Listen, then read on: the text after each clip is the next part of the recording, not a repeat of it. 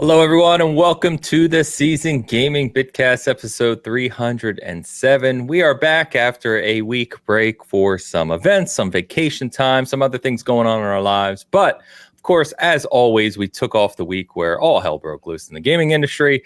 And that means we're back and we've got a million things to talk about, which Travis is very excited to talk about, as you can see. So it's a fine Sunday here. Excited to be back. Good to be back chatting with my bros here. How are we doing, boys? I'm going to start with you, Hogue, because you had a very fun trip last weekend with the boys over at Defining Duke and Last Stand Media and did an in-person show with everyone last weekend. I did. I got to meet a lot of people. I flew into San Diego and flew out within 3 days, which I don't recommend for anybody going across time zones like that, but it was a lot of fun. And I have to hand it to Colin and Last Stand Media and the folks over there because they do a great job of having these shows and having all these people come in and treating them right and signing stuff and getting to meet all these folks that are way, way, way too nice to all of us, really, but especially to me. And if you were out there in San Diego and you saw us, I'm very happy about that. And thank you for dropping in. It was a full house. So it was a lot of people. It was like a rock band venue. So we were in green rooms that had like all of these stickers and graffiti on them. And it was entirely unlike, I think, most of the stuff that they put on that stage. So our sound checks were very funny. They were, when are you going to start singing? Do we need fills on the sides? And things like that. Nope, this is it. We're going to talk. It's the nerdiest thing you'll ever see, but it was a lot of fun. Nice. Glad to hear it. Yeah, those types of events, when you're running your own thing, I can imagine are not easy to pull off. So good on them. Glad to hear it went well. By the way, Ash says the part where Hogue ran around the stage naked shouting about Skull and Bones was really weird, but it was a good show. So I thought we talked about this previously, Hogue. You know, I tried, guys. I tried to talk him off the ledge of doing this, but you know, when you're in Southern California, I just figure you got to do what Southern Californians do. Right? When he comes to California, he becomes Hogue lawless. Although I was able to give a nice long eulogy to Concord from the stage, which I enjoyed. That particular show won't be available on Last Stand Media for a month or two because they have to get it all edited and have the live show be ready. But yes, you will be able to hear me wax philosophic about the end of Concord because I wasn't able to do it here on the Bitcast. Yeah, we missed it. So we'll talk briefly about that today. But anyway, Mr. Tie Guy Travis starting new work, a little busy, a little sleep deprived, but you're here, you're anemic looking, and you know, good. We'll be good. Yeah. And that is actually what I was going for. I'm going for the alternative is horrifying. Happy to be here. McClunky, everyone, and a good day. Actually, I've got a little bit of Star Wars. Oh, a little Phantom Menace? Is that what that is? We got Anakin and Sebulba getting ready for their big old pod race on Boonta Eve. You got a race on Boonta Eve. What are you gonna do? Obviously. Yeah. So good times. Happy to be here. I am fresh off of a really intense review, which we could talk about. We will going live tomorrow. So good times. Hi, hello, awesome. Hogue. I can't believe hello, Travis. Aiden didn't say hi to me. It's too bad. Anyway, chat, good morning, good afternoon. So today we've got a lot of games to catch up on, a lot of news to catch up on. So we'll be talking about Astro Bot, obviously, Space Marine 2. We've got impressions of Towerborne, which I can finally share. We'll see where Hogue and the crew is on Star Wars Outlaws. We got a little game called Caravan SandWitch I want to mention. We'll talk about Concord getting canceled and the craziness around that. Travis is going to talk about a little game called Satisfactory, which was the coverage he was just referring. And then, of course, we're going to tackle the PS5 Pro. And we'll touch on some of the things going on in the industry, including Annapurna, Xbox, and what's coming up next week as well. So the game, I think from here on out, really, the kind of game release schedule is pretty wild. So we'll have a lot of games to talk about every week. But let's go ahead and get caught up on a couple early super chats and see what's going on here. So we've got a member comment from Random Name. Random_name, a member for 20 months, says, "Good morning. The pro price feels high." Now, do I have to take their profile image into account on this assessment? Maybe. I didn't even know. Well, I played Concord with Random Name, actually. He jumped in one night. So, good to catch up with him. And I don't think he's an outlier with the Pro price feels high, but we'll obviously be talking about that at length here shortly. We'll talk about the Pro price and Ains's defamation of me on the program formerly known as Twitter. I don't know why you said it. Yeah, it's crazy. I'm with Ains on this one. I don't know why Hogue keeps saying that the price isn't high enough for the PS4. It's weird, isn't it? Yeah, I don't know. It's strange. Should have been $8.99, and I was like, I don't know, Hogue. Seems a little extreme. He actually is preparing to send PlayStation 900 just because he believes that's what he's going to send an extra be. $200, a little reverse mail-in rebate. Random name, thank you. Googleman first super chat as always. Googleman 81 gives €10 and says space is mostly empty, but there's some marine. Okay, I'm not going to read the whole comment that way. Space is mostly empty, but there's some marines filling the void, and some of those aren't even blue, but still ultra. Chili crunch on pizza is crunchy. What is chili crunch? That was a really hard comment to read because the entire time my brain was saying, don't read that word. That can't be right. It can't be what he meant to type, but he did. What is chili crunch? I think of chili. I think of chili. So what would be crunchy in chili that you would, especially that you would put on a pizza? Dried chili pepper? I don't know. I wouldn't have thought of those as called crunchy. Crunch, though. Are they crunchy? Yeah. I don't know. Googleman, you always keep us guessing. You always keep us guessing. Thanks, Googleman. I do like the Space Marine reference. Yes, I will talk about Space Marine as well for sure. So we'll get to it. Googleman, thank you. Mr. Bomber in the house. HR Bomber. It's a scary name. $10. He says, Rocket League is a great game. Diablo 4 is fantastic right now. And can't wait until Oct 8. Build me a PS5 Pro equivalent PC because it's so easy peasy. We still rock some Halo, and people should be afraid. October 8th, of course, is the date of the release of Vessel of Hatred for Diablo 4. So that's exciting. Diablo 4 is excellent right now. Yeah, I think out of everyone I know who plays Diablo like us, Bomber has probably the most time in it.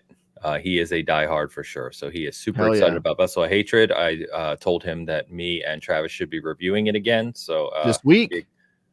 Should be a good time. Good time. So Rocket League is a great game. So Bomber, thank you as always, my friend. Appreciate you. Thanks for bombing HR. Human Resources is afraid of you. And of course, it wouldn't be a week of Bitcast without the Tide picks. This week, we are going with, I thought it was Transformers. Obviously, it's related to Astro Bot, but it made me think of Transformers. So here we are. Transformers, bro. That is Optimus Prime. That is definitely Transformers. Yeah. It's trying I to like that Hogue got the glowing eyes. That's pretty cool. Yeah, he's like Hot Rod, man. He's Hot Rodimus. So all right. So here's a question that I thought when I first saw this photo, which is, we know what we look like in our Transformers form, but what do each of us transform into? Guesses, suggestions from the audience, from each other. Ains, what are you going to turn to Iron Man? You're going to transform to Iron Man? That's what it looks like. Yeah, he looks like Iron Man / Hot Rod. I don't know what's going on with me. Why do I have no waist? Like I'm like a slinky in the middle. So I don't know what happened there. Based on this photo, it looks like I'm going to transform into like a cop. I don't know. Maybe a cryptocurrency. Maybe I'm going to turn into a cryptocurrency. I don't know. I look kind of douchey there. I also would like to point out how much larger my collar is than my neck. That is, as somebody who wears a suit every day, I gotta say that is pretty offensive to me personally. It is a bad fit, dude. Well, that's not a dress shirt, Travis. That's the metal casing that's going to make up your car. Yeah. Right. Yeah, that's exactly. really important. I don't know. I'm just saying the fashion is off. Also, why does it look like you just have two giant black eyes? They don't really fit with. Yeah, I don't quite know what that is, but yeah, it is very weird. I don't know what I'm turning into. Ains, Ains, you're so lo-fi in this. Like, they just, I don't know. I'm very also, generic. I like that the Optimus Prime there, or he's not Optimus Prime. He's a Transformer. He's apparently, he looks like he's in front of a McDonald's. Yeah, that's Optimum Primo. Yeah, that's what that is. Yeah, there we go. Real good. Yeah. Love it. Ty, thank you as always. Appreciate you. All right. All right, Travis, I'll kick it to you first. Let's talk about a little game. I'm anxious to talk about Astro Bot, of course, but let's talk about a little game called Satisfactory, which I've heard a lot about. I've seen people posting about it. I know nothing about this game, so hit me. Oh, that's awesome. I'm so excited. Okay, so a little story. I'm gonna say I have not played like a lot of the games that came out that I wanted to play. I have not played Space Marine 2, which I really want to play. I have not played Astro Bot, which I am more excited about now that I saw the reviews. People are very hyped about it. I want to see it for myself. And that is because last time we met, which was 2 weeks ago, I told you guys I was going to be reviewing Satisfactory and I was going to start playing it the next day. That went until Friday afternoon, and I have played 135 hours of that game in about 10 days. So my days were basically just playing this game for like 2 weeks. I feel like I lost time, dude. I feel like I woke up one day and I was like, what happened? What year is it? Like it was very unhealthy. I do not recommend anybody do it, but so the backstory for me is this game has been in early access for a number of years. I think it came out in 2018, 2019 in early access. I think it was 2019. And I immediately decided I was not going to play this game because I looked at what it was and I feared for my time and sanity, because it is the type of game you 100% could lose yourself in if, like me, you're into that stuff. It is a automation game, which is a very weird genre that a lot of people have not even played a single game in. But if you've ever played like Factorio or one of those games, it's like that sort of thing where you're basically building a factory and trying to manufacture technologies. And it's, kind of like in an RTS where you build a base and then you unlock, new technologies, and then you build like a better building and it helps produce like a creature that helps you fight.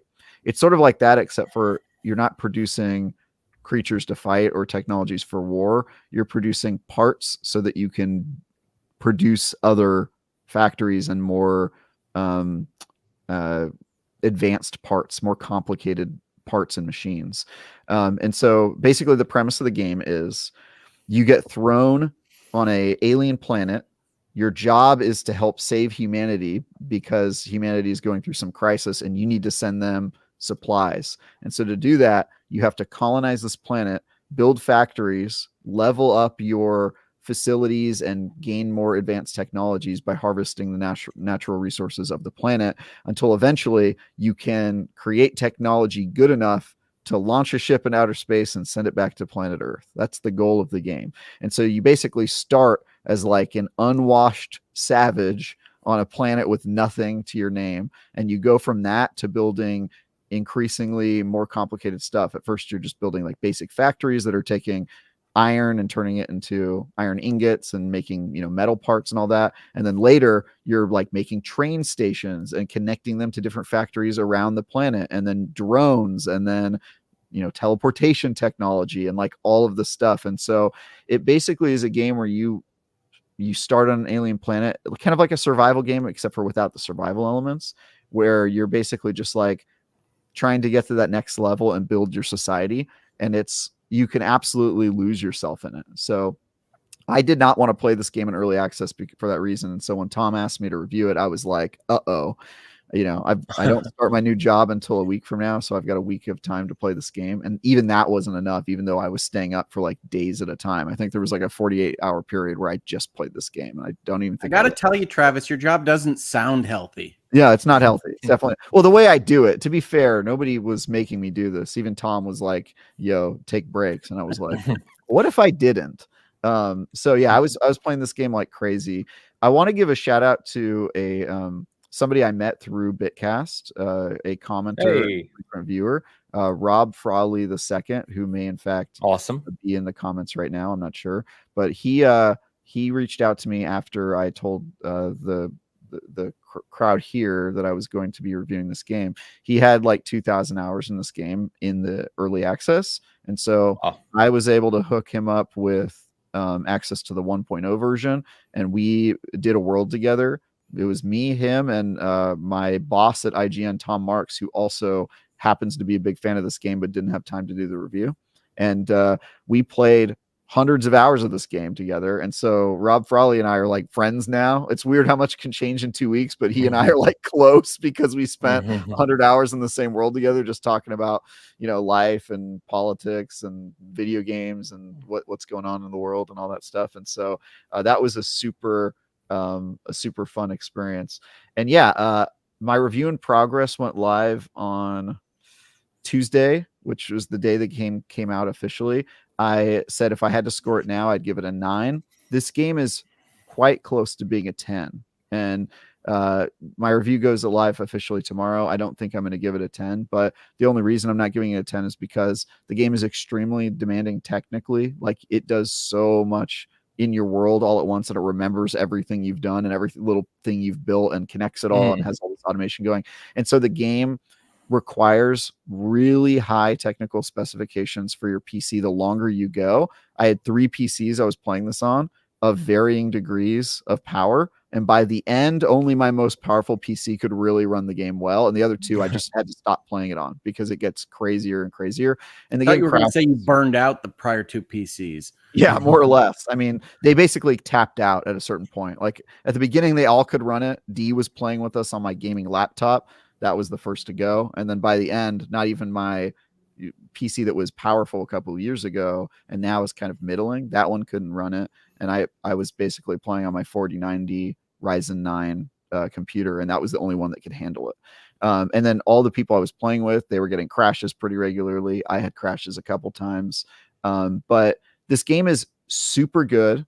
For those asking comments, the game's called Satisfactory. It is a factory building automation simulator game, and it totally seems like one of those games that would be super boring because it's a game about automating factories. It is not boring. It is super interesting. It has cool exploration where you're walking around this alien world and you're figuring out how to optimize your factory so that they can make more and more parts. And you start out as just a dude with a melee weapon, and you end with a guy jetpacking around with guns that you crafted from raw materials, and you're fighting enemies on this planet and basically just like accomplishing crazy stuff, figuring out nuclear power. You start out making power from like burning wood that you from trees that you hack down, and then you end with like nuclear power and refining plutonium and like all this other stuff. And so it's just crazy seeing yourself build a society from scratch, the entire process all the way to end. If you are into real-time strategies or like civilization games, this is totally probably up your alley. It also has a lot of parallels with like Minecraft or No Man's Sky, where you're building stuff and kind of like getting better and better technologies and leveling up your game and all that. I think of these games as logistics simulators. More or less. They remind me of one of my favorite series, which is Anno. Yeah, which isn't about making robots and conveyor belts to do these things, but it is about having careful resource balancing to make sure that these 2 things can make this third thing, and then this third thing can go with 2 other things that also have a pyramid that gets you to that place. And if you breathe on it wrong, the whole house of cards collapses, and that's the fun. Yeah, exactly. We actually had a very scary moment where after like 80 hours, our power grid went down because Tom, our fellow player, doesn't know how to chill when it comes to adding like batteries and power to the grid. And so when something like that happens, it's like, all right, well, I've got 40 machines that all have to run for any of them to work, and how do you bootstrap the power on this grid to get them to start again so that you can fix the problem? And that becomes extremely stressful at times when you're managing this incredibly complicated operation and trying to figure out what's wrong with it. But it's really cool. Yeah, dude, I had so much fun with this game, but it will devour your life if you're not careful, especially if, like me, you were on a deadline. It was like, all right, I've got to get a review in progress in a week, and the full review as soon as possible. We did beat the game though, and it is a difficult game. It is very hard. Like, you have to really be on your shit. You have to like understand extremely complicated processes. And something that I love about the game is that it gets so complicated, but it teaches you in baby steps the entire way. So like at the beginning, it's like, all right, this is very simple. In order to craft this thing, I need iron ingots, which means I got to go find an ore deposit. I've got to smelt it into ingots and then run it through a machine that's turning it into that thing. By the end, you're doing processes where it's like 15 steps deep, where it's like, all right, and then I need computer chips and I need turbo fuel and I need this, other alien material. And it's just all these things coming together. And it's just such a crazy process to see how far you came, even after like 10 hours, you're like, dude, me 10 hours ago would have had no idea what I'm doing right now. I would have had no concept of how any of this works. Yeah, it's great. And then you get your full garden working, and then you're like, I can't believe that this is all doing this. Exactly. That's why you don't want to breathe on it, because you have to expand to the next step if you're not at the end of the game. And you're like, but it works right now. Exactly. And trying to expand in little bits is the best part. So maybe you can review the next Anno, Travis, because I need somebody that loves these things like I do to review these games. Yeah, I think there's somebody else, probably be a Leanna game. I do like Anno a lot though. And this was just such a fun experience. It's not really the type of game I get to play very often, but it definitely awoke something within me. Like as soon as I started playing, I was like, damn, I missed this sort of game, and it was very cool. And again, I want to give a shout out to Rob Frawley II, Satisfactory. You're my bro, man. Like we did it, man. Like we played this game for so long together. I went from not knowing this guy at all to him being like a bud. So that was awesome. Yeah, he's a good member of the community and Bitcast and Season Gaming. So yeah, I'm glad that worked out. That's awesome. Yeah. He was also my guide for a lot of this. Whenever I thought I didn't understand something, like he helped me out with the nuclear plants, and it was good times.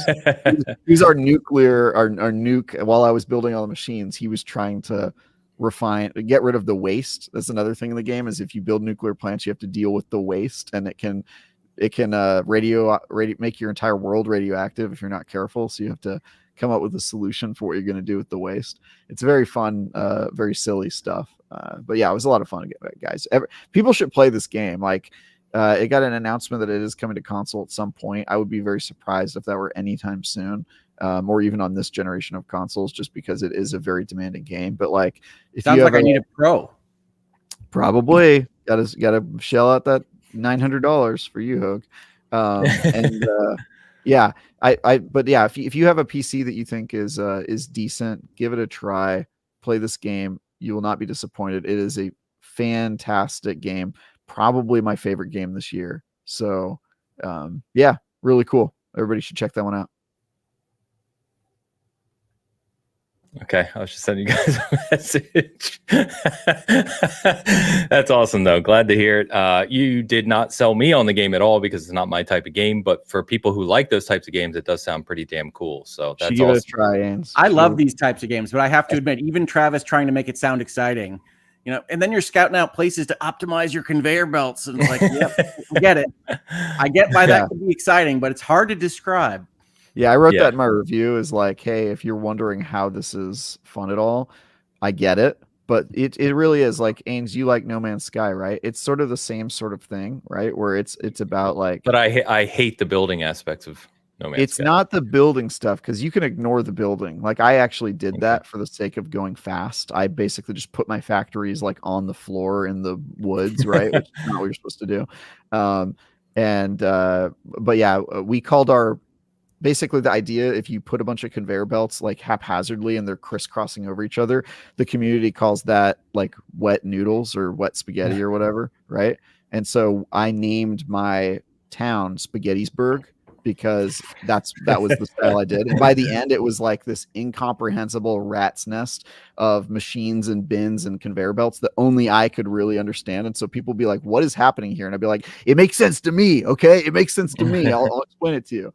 But yeah, it really is. It's not really so much the building part, Ains. It's the RPG part, where like you're leveling up your technology so that you can do more, and that kind of like really addictive loop of like, oh well, now that I can do this technology, I can do this next thing, and you're kind of like setting yourself up for the next step. It kind of scratches that itch in my brain that I think is more like RPG adjacent than building, because I didn't really do a lot of building. You can do that, but that wasn't the way I spent my time. Most of my time was like diving into the survival and leveling up kind of the stuff that I had access to, part of it. So cool. Yeah. Anyway, Well, very cool. You said yeah. Sorry.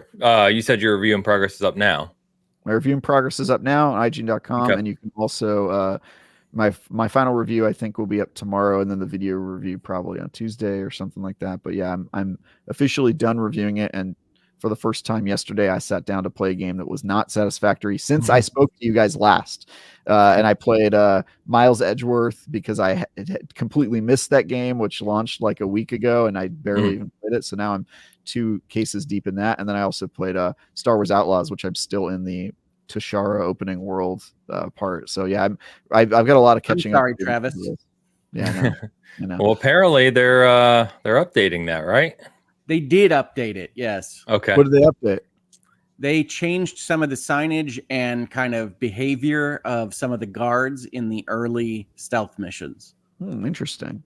Well, I when I booted up yesterday, I was just at the part where I was getting my ship and leaving. So I kind of I think I'm over the hump. I'm not really sure when it starts to get like crazy good, but I'm already having fun. I never really got to the part where I felt like it was a 4 ever. To me, it was sort of like, it's okay, 6 out of 10, and we'll see if it gets better because I'm having fun with it. But anyway, yeah, I've just had my head buried in this review. I've played almost nothing else aside from Miles Edgeworth and Star Wars, which I could talk about those, but I'm here to listen and learn today, and clearly have a lot to catch up on. Well, right. I didn't. I've been trying to get caught up the past couple days only because I was on vacation. I got back late Thursday night, so I've only had basically less than 2 days to get caught up on a bunch of games. But one game that Friday, immediately upon getting home, Friday morning, woke up, got some coffee, started playing, was Astro Bot. I know that Hogue and I in particular were super pumped about this one. This is one of my most anticipated games. And I've only got a few hours into it. I've 100%ed the first world, done a few of the little bonus worlds, but I'm moving on to the second world I'm looking to play later today. Hogue, I'll add my commentary to yours, but I know you were pumped about this one. You've been playing it? I have been. I was really pumped about this one, and I've been playing it with my daughters who love it. And every time they play it, say how much fun they're having, which is nice to hear from your teenagers. But I do have perhaps a more critical stance on Astro Bot than I would hope to have. And that is that it is a really well-made game. I don't know that anybody uses the PlayStation 5 controller better than Asobi. And that was evident from Astro Bot's Playroom, the game that was packed in with the PlayStation 5 originally. But that game really kind of sold you on the PlayStation 5's controller features and some of the other stuff that it does by having you inside the PlayStation 5 and selling you on the history of PlayStation 5 video game characters and things like that within the Playroom, which was, again, a free pack on. Astro Bot does effectively the same thing. Astro Bot has you fixing a PlayStation 5 and collecting video game characters from the past. And the thing that I don't like as much as some people apparently do in the reviews and whatnot is that it kind of loses its own capability of having its own personality when essentially the main personality of the game is collecting more famous characters. And, ooh, that's Solid Snake. And, ooh, that's a Capcom character or what have you. And I wish that this game in particular, the one that bears Astro Bot's name itself and not Rescue Mission, not Playroom, not anything else, was more of its own thing. I think that the game design is excellent. The creativity is excellent. It's fun to play. But it is very much an up-jumped, expanded Playroom. And it feels more like a game that should have been a pack-in, maybe in the Pro or something else, than something that I paid money for. So I'm not as high on it as some people are because I expected them to be a little bit more of their own thing rather than just making Playroom again and bigger. Okay. Yeah, it's funny you say that. I have one complaint so far with Astro Bot, completely different from yours, but I see that I see what you're saying. I was a little surprised. I like finding the guys. I like how they're spread out through the levels. Yeah. I think that's neat, but I agree with you in the sense, I think yours may tie to my complaint a little bit in that my biggest thing is I look at the classic 3D platformers that I adore the most. Obviously, I talk and joke about Banjo-Kazooie endlessly. all-time great in my opinion. You think of the classic Mario games and other games, but the thing that jumps out to me so far about Astro Bot, and you can tell me maybe it gets different later in the game, but that the levels themselves, each level has secrets to find, things to uncover, stuff like that, which is great. But the only goal on each level is to find the few puzzle pieces, right? Usually 2 to 3 puzzle pieces, and the other bots, right? And there's 300 of them in the game. So you're collecting all these bots and kind of completing, and then eventually in the world you fight a boss.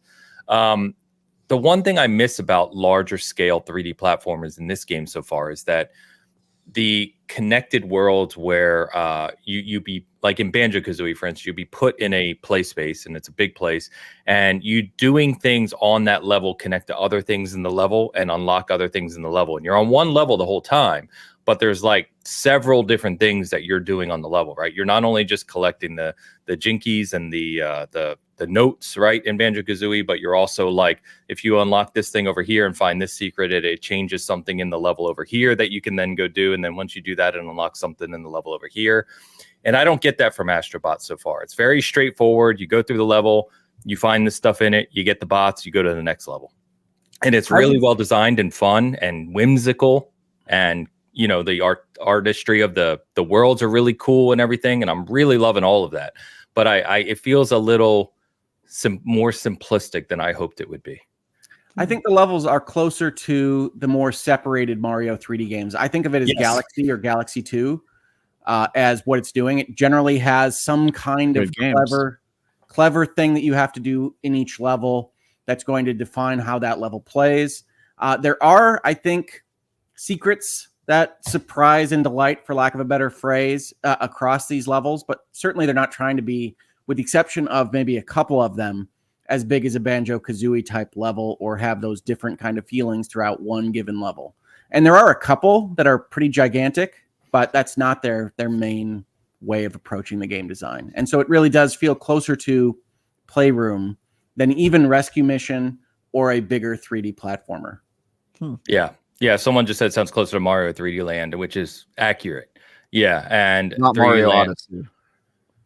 That's right. It's not Odyssey. Yeah, exactly. Yeah, which, again, I'm loving my time with it. I'm looking forward to playing more of it. This is like, it's not nitpicking, but, I'm just pointing out something that occurred to me while I was playing these levels. So I'm still going to love it. I don't know. Our reviewer absolutely adored it. Like everyone else, he gave it a 10, which we don't give 10s out often at SG.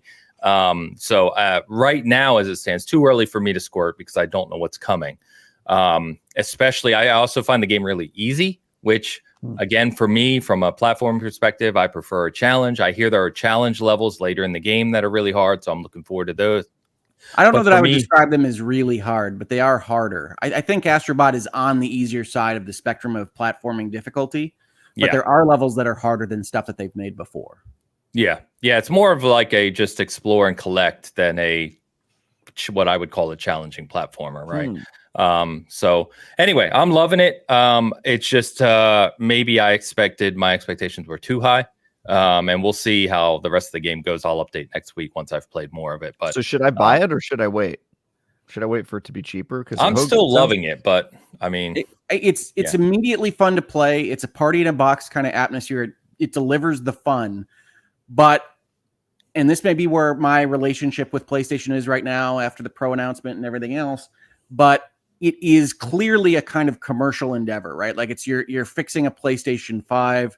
You're going and trying to find PlayStation characters on a PlayStation controller rocket ship. It feels more like a free pack-in than something that you'd buy separately. And I personally am finding that to be a little bit crass and not what I wanted out of my fun party game. But silence, brand. Well, reasonable minds can differ on even that. And certainly the playing of the game is enjoyable, and there's a lot of good design here. I like this team a lot. I wish they were not tied only to apparently selling PlayStation 5s. Okay. I think that it's going to be what you think about that ties in. To Hoag's point, it ties in really heavily to the game, just like it did with Playroom. I don't mind that as much if the broader design of the game was more what I expected, but expectations are just that, right? So maybe I had the wrong expectations. But yeah, I'm still loving it. So say it again. Think it'll be on Essentials soon enough? Can I just wait? I mean, it depends what you're playing, right? There's so many games right now. So, like, if you're enjoying what you're playing and you have other games to play, especially with Vessel of Hatred probably coming this week, and that's going to be a couple week review period, And I haven't right? even played Space Marines, dude, and that's pretty. I was going to say, so Yeah. Astro Bot and Space Marine came out at about the same time, and much to my surprise, I've enjoyed playing Space Marine 2 more than Astro Bot. Okay. So let's jump to Space Marine then. That's a good segue. Yeah. So I've I've only had 2 days, so I've played a few levels of the campaign. I think 3 or 4 of the campaign, and I've played. Obviously, I jumped into the PvP multiplayer, right? Because I wanted to see how that performed. How many skulls? How many in the iconography? How many skulls have you seen so far in 2 days? Only a few on the armor. That's about it. Okay. Yeah. That's surprising. I'm liking it. It's what I expected. So my expectations for Space Marine were lower than Astro Bot.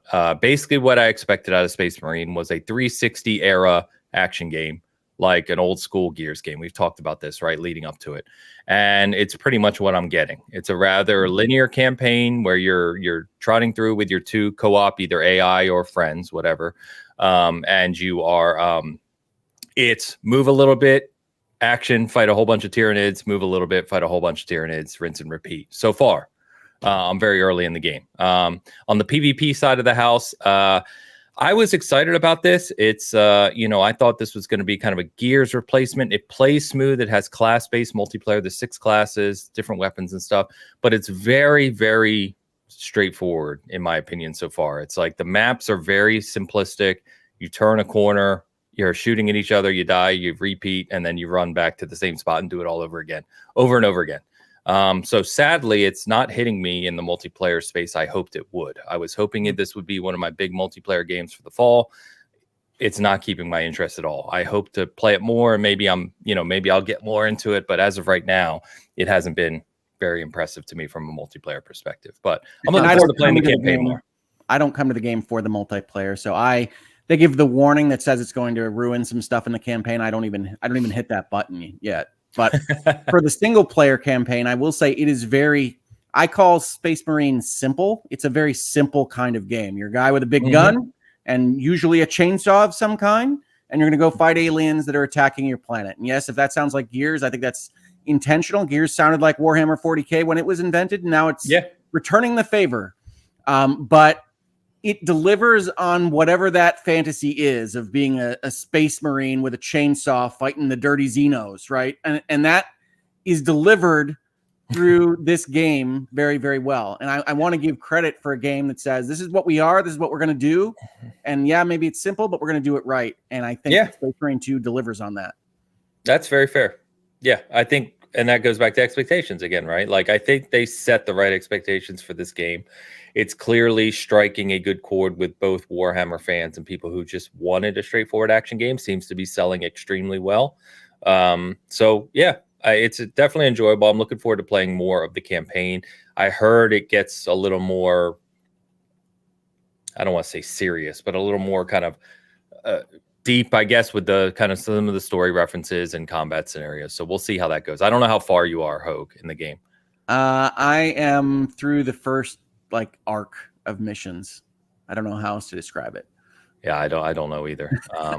Yeah, it's set up in kind of a weird way. Like, you have to leave an area to go to co-op, to go to PvP. You know, it asks, do you want to move out of this area? It's kind of strange, but yeah, it's fun. By the way, whatever engine Focus Interactive Games uses, I don't know if they're still using Unreal 4.5 or what have you. And well, Saber made this game, but all Focus games, none of them have HDR. Can we solve this problem for some reason? I don't know why. HDR? Yes, we do. Well, I think HDR that's properly implemented is a good addition. My problem is more the folks that implement HDR, and it's just a screen door on all my visuals. So I'd rather have a company that can't get it done properly. Just turn the button off. No, please put an HDR because it looks so washed out. It has no depth to the color at all, and it kills me personally. The Space Marine 2 black levels are grayscale. They are. Yeah, it's like, come on, guys, it's 2024. Come on. But yeah, Space Marine's good. Again, I'm looking forward to putting more time into it. We'll talk more about it as the week's gone. There's just so many games to catch up with right now. So let me talk real quick about a little game called Towerborne. So this is one that Xbox has been promoting since last year. It's made by Stoic, which is the developer that made Banner Saga, I believe, if my memory's serving properly you are here. correct, sir. Okay, so Towerborne, it was under NDA previously. I think I mentioned that, but Peter had been playing it for us. It is now on early access on Steam as of the 10th, so earlier this week, and we put up our impressions of it on the 10th as well. So you can read those if you want to over at SG. It is a 4-player side-scrolling co-op game with basically level-based. Think of like Dragon's Crown meets Castle Crashers type thing. So you're basically leveling up your character, finding loot. Very loot heavy game from what Peter wrote. And, early impressions have been pretty strong of the game. So the idea is this will be in early access on Steam through the fall, and then early next year, sometime kind of first half of next year, it's going to launch a preview on Xbox as they continue to develop towards the 1.0 version. So, but if you want to read about those impressions from Peter, you can check those out on the site. And of course, some other sites have coverage on that as well. So just a quick mention. So, all right. Well, that one looks exciting. I did want to ping Travis. I actually have a space here that says "Let Travis talk" for Ace Attorney investigations. But don't do that, Hogue. Don't do it. It sounds like you didn't get far enough in it to talk about it extensively. Is that right? I beat the first 2 cases basically just yesterday. Okay. He's an amateur with Ace Attorney. I don't know. He claims to be an expert, but I don't know. Well, here's the thing. It's actually Ace Investigator, your Miles Edgeworth Investigations. So it is a little different. You don't spend any time in courtrooms. Instead, you're interviewing people and having logic fights with other people. He says this, but you are finding contradictions in what people are just saying to you in the real world, as if there's a judge that you could make this case to. Correct. Yeah. It's a little bit. There's a much heavier focus on investigations, though, whereas Ace Attorney is kind of like half and half, and I would say the good half is usually like in a courtroom. This game is like all you're investigating in between like every conversation. Like you're like finding out more information and trying to figure out who you're gonna try to convict for this crime. It is right so far. It's what you would hope. It's got really great new graphics. The orchestration has been completely redone so that it doesn't sound like a game that came out on the Nintendo DS. The writing is good. The localization, which for the second game is the first time they've had to do that. I haven't gotten to the second game yet, so I can't talk on that. But what I've seen in the first game is what you'd think. It's what you would hope from this game. They're continuing the story and the characters and the stuff that especially we missed if you didn't get to play this game or its sequel, which is understandable since it has never been localized until now, except for by fans, which is how I played it.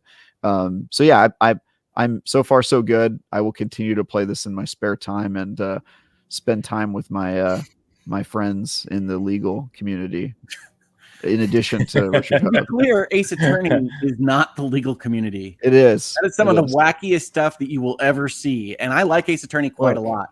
Is it any crazier than pooping into a bed? Right? I would say no.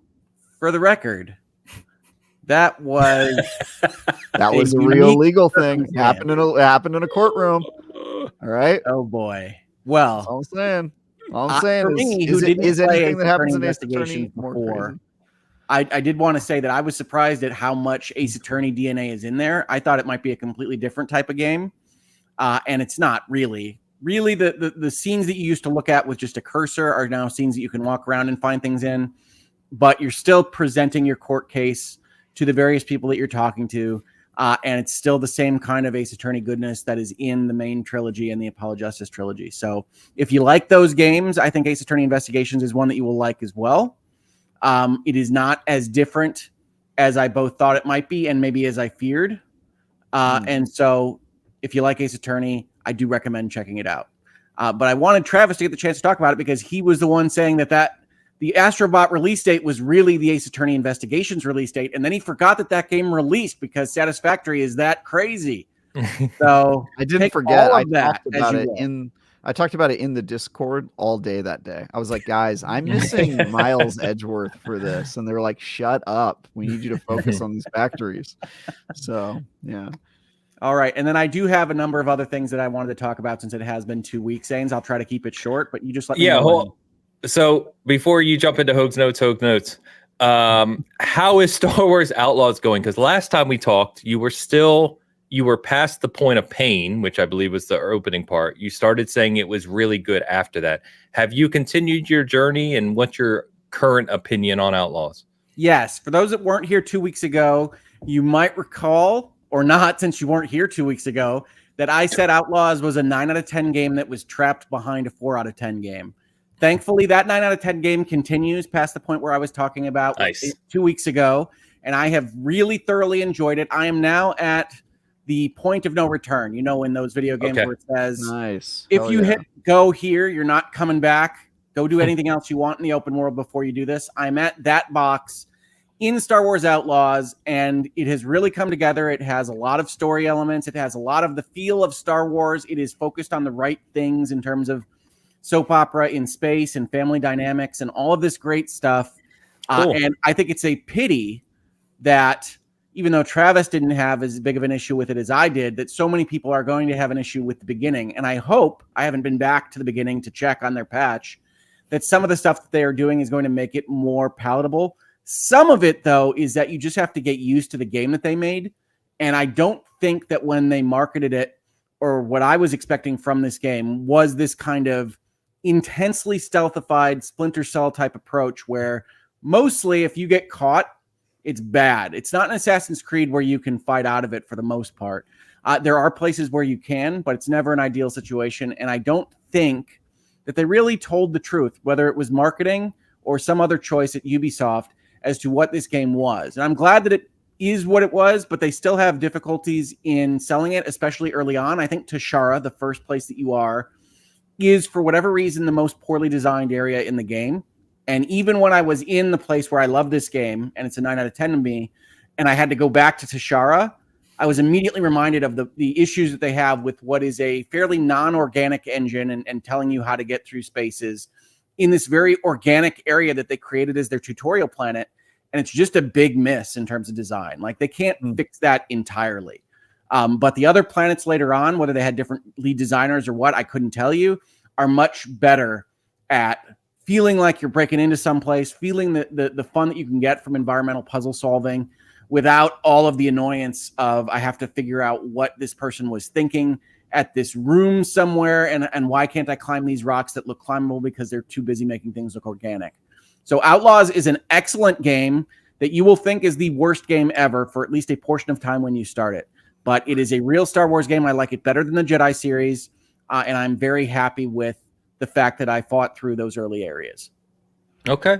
I got to the part where you break into an Imperial ship and you become friends with a frog in a tube. That does happen. I thought that was pretty cool. What was the dude, the funny looking guy from Survivor? Turgle. He is the he should have won best performance at the Keeley Awards. That guy knocked it out of the park. Also, the Psychonauts voice actor. I don't know if you knew that. Ains. Oh, he's obviously Raz when you first meet him. Yeah, Raz from Psychonauts. Okay. I didn't know that, yeah. actually. No. Yeah. He's great. Turgle. That's cool. Never forget. So I haven't started Outlaws because I was going to start when I got back, and now I have Astro Bot and Space Marine and obviously Vessel Hatred coverage coming soon. So I think I'm going to wait on Outlaws and play that later this year when it's probably tuned up, right? They make some updates to it. So we'll see, but I'm excited to get into it. I'm really still having a good curious time. I'm still curious to see if the early part annoys me as much as it did Hoag. But the people who I think, as you're saying, Hoag, like I've seen like Brian Altano, right? He's a huge Star Wars fanatic, and like he just has posted a lot about just being in that world, in the Star Wars world, and just loving that by itself. Yeah. You know what I mean? It's such a I good think world. that carries you pretty far, even when Yeah. the tutorial area sucks. So I think it'll probably be harsher on you and somebody who doesn't really have the same level of attachment, just because if you're not like giddy while you're walking down the slum streets of Tashara, you're probably going to be like, This is just like a mid stealth game, which is kind of how it feels at the beginning, at least. Okay. To me, it feels a little worse than mid as a stealth game to start out with. It really feels like 20 years before even the modern Splinter Cells. Like it's just really goes old school on even your tools and capacity to deal with problems. But that said, at this point, it might well be my favorite Star Wars game ever. And I said that 2 weeks ago. I've played a lot more of it now. The missions are really interesting, and they carry on and advance in ways that are unexpected. They have character beats and storylines that honestly remind me more of a Mass Effect game than anything that's usually in the Star Wars universe. And that's a really good feeling. Like it's written as a Star Wars first and foremost, and I think it's great at it. So by the time you get to the end, you will have felt like you had your own Star Wars adventure in a way that I didn't feel with Jedi. Awesome. Yeah, that's why I was Jedi, and so far I'm feeling with this game. So I'm eating out here. Great Star Wars games.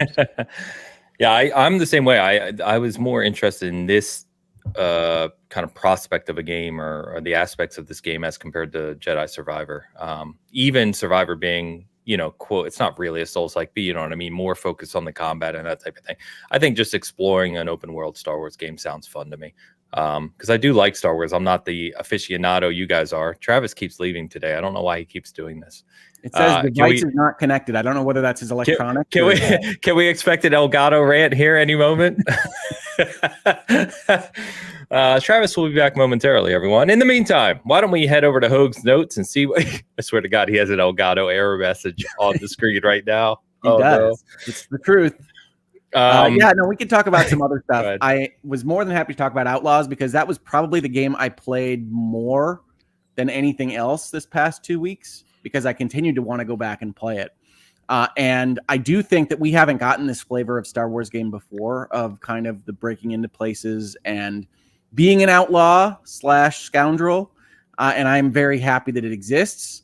I'm very sorry that it got some of the kind of tough reviews that it did, but I understand them completely. As I understand it as well, is that the game was on a pretty strict embargo, right? Like it was only delivered a couple days before reviews had to get done. And I can't imagine trying to push myself through those early areas in Outlaws. In fact, I was talking with Alex, your reviewer, Ains, on DMs while I was going through this area. And the thought I had was that I would resent my job if I had to kind of try to push through this even harder than I was already. And happens all the time with games.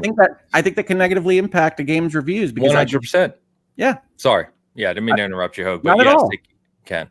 I would not have wanted to experience the game that way. So more power to you, Alex. I see you in the chat. Yeah, Alex, it was his kind of first AAA pre-embargo review, and he got the full experience. He got a gigantic game like 5 days before the embargo date and powered through it. He did a great job. So shout out to Alex. But yeah, I mean, you can ask Travis. It happens all the time.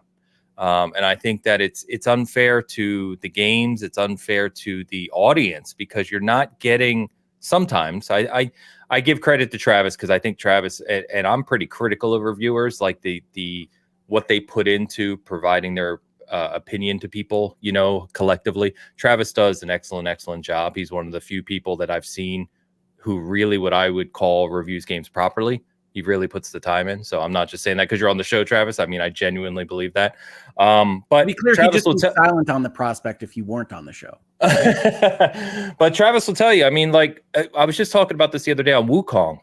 Wukong is a gigantic game and it has half that game is buried behind secrets, right? Like secrets that you can find in the levels and go back and do and fight extra bosses. And if you do that game properly, it's like a 60 to 70 hour game. It's huge, which people are now discovering a few weeks after release, right? But you get people who reviewed it, they put 3 days in, 15 hours, and then they give it a score. And it's like, you haven't experienced that game.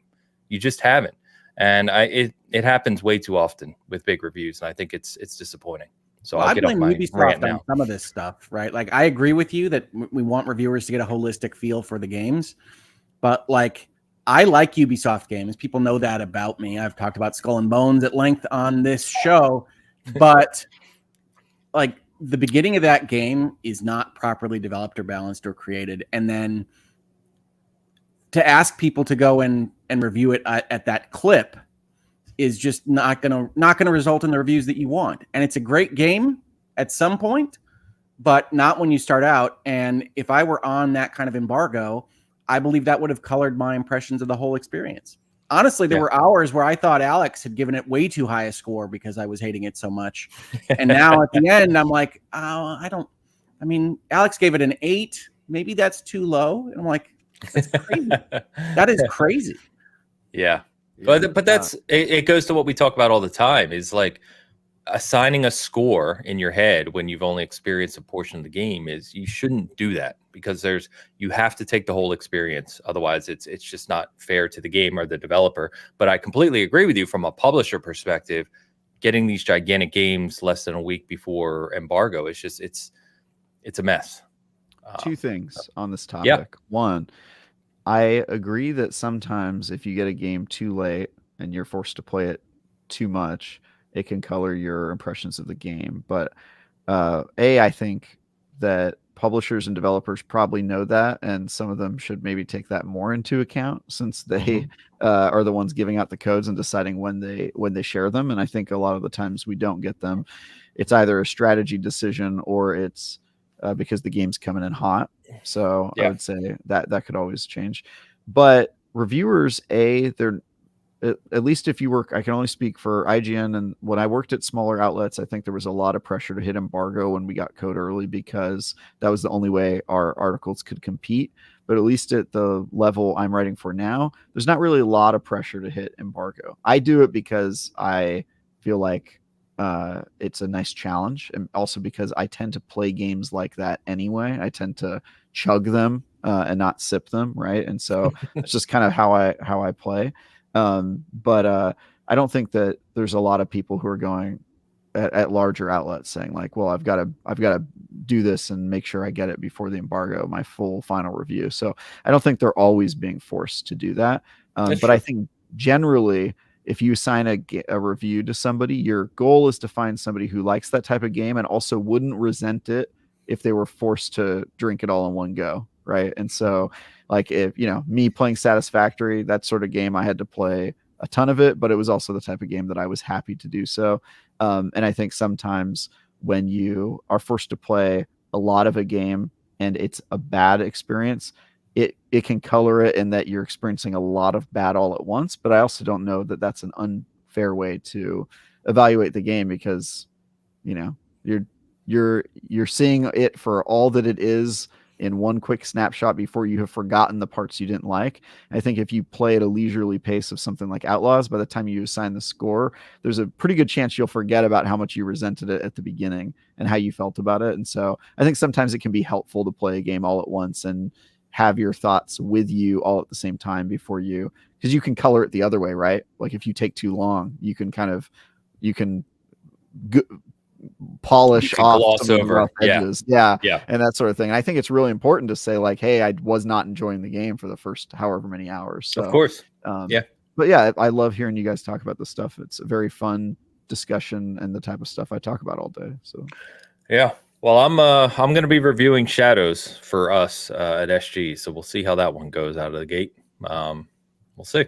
Fun. So, and you're doing Diablo, which is a huge game. I'm doing Diablo and Shadows back to back, which are two big things. Yeah, a lot of time. Yeah. I love Assassin's Creed, so that one is on my list of things to be excited about.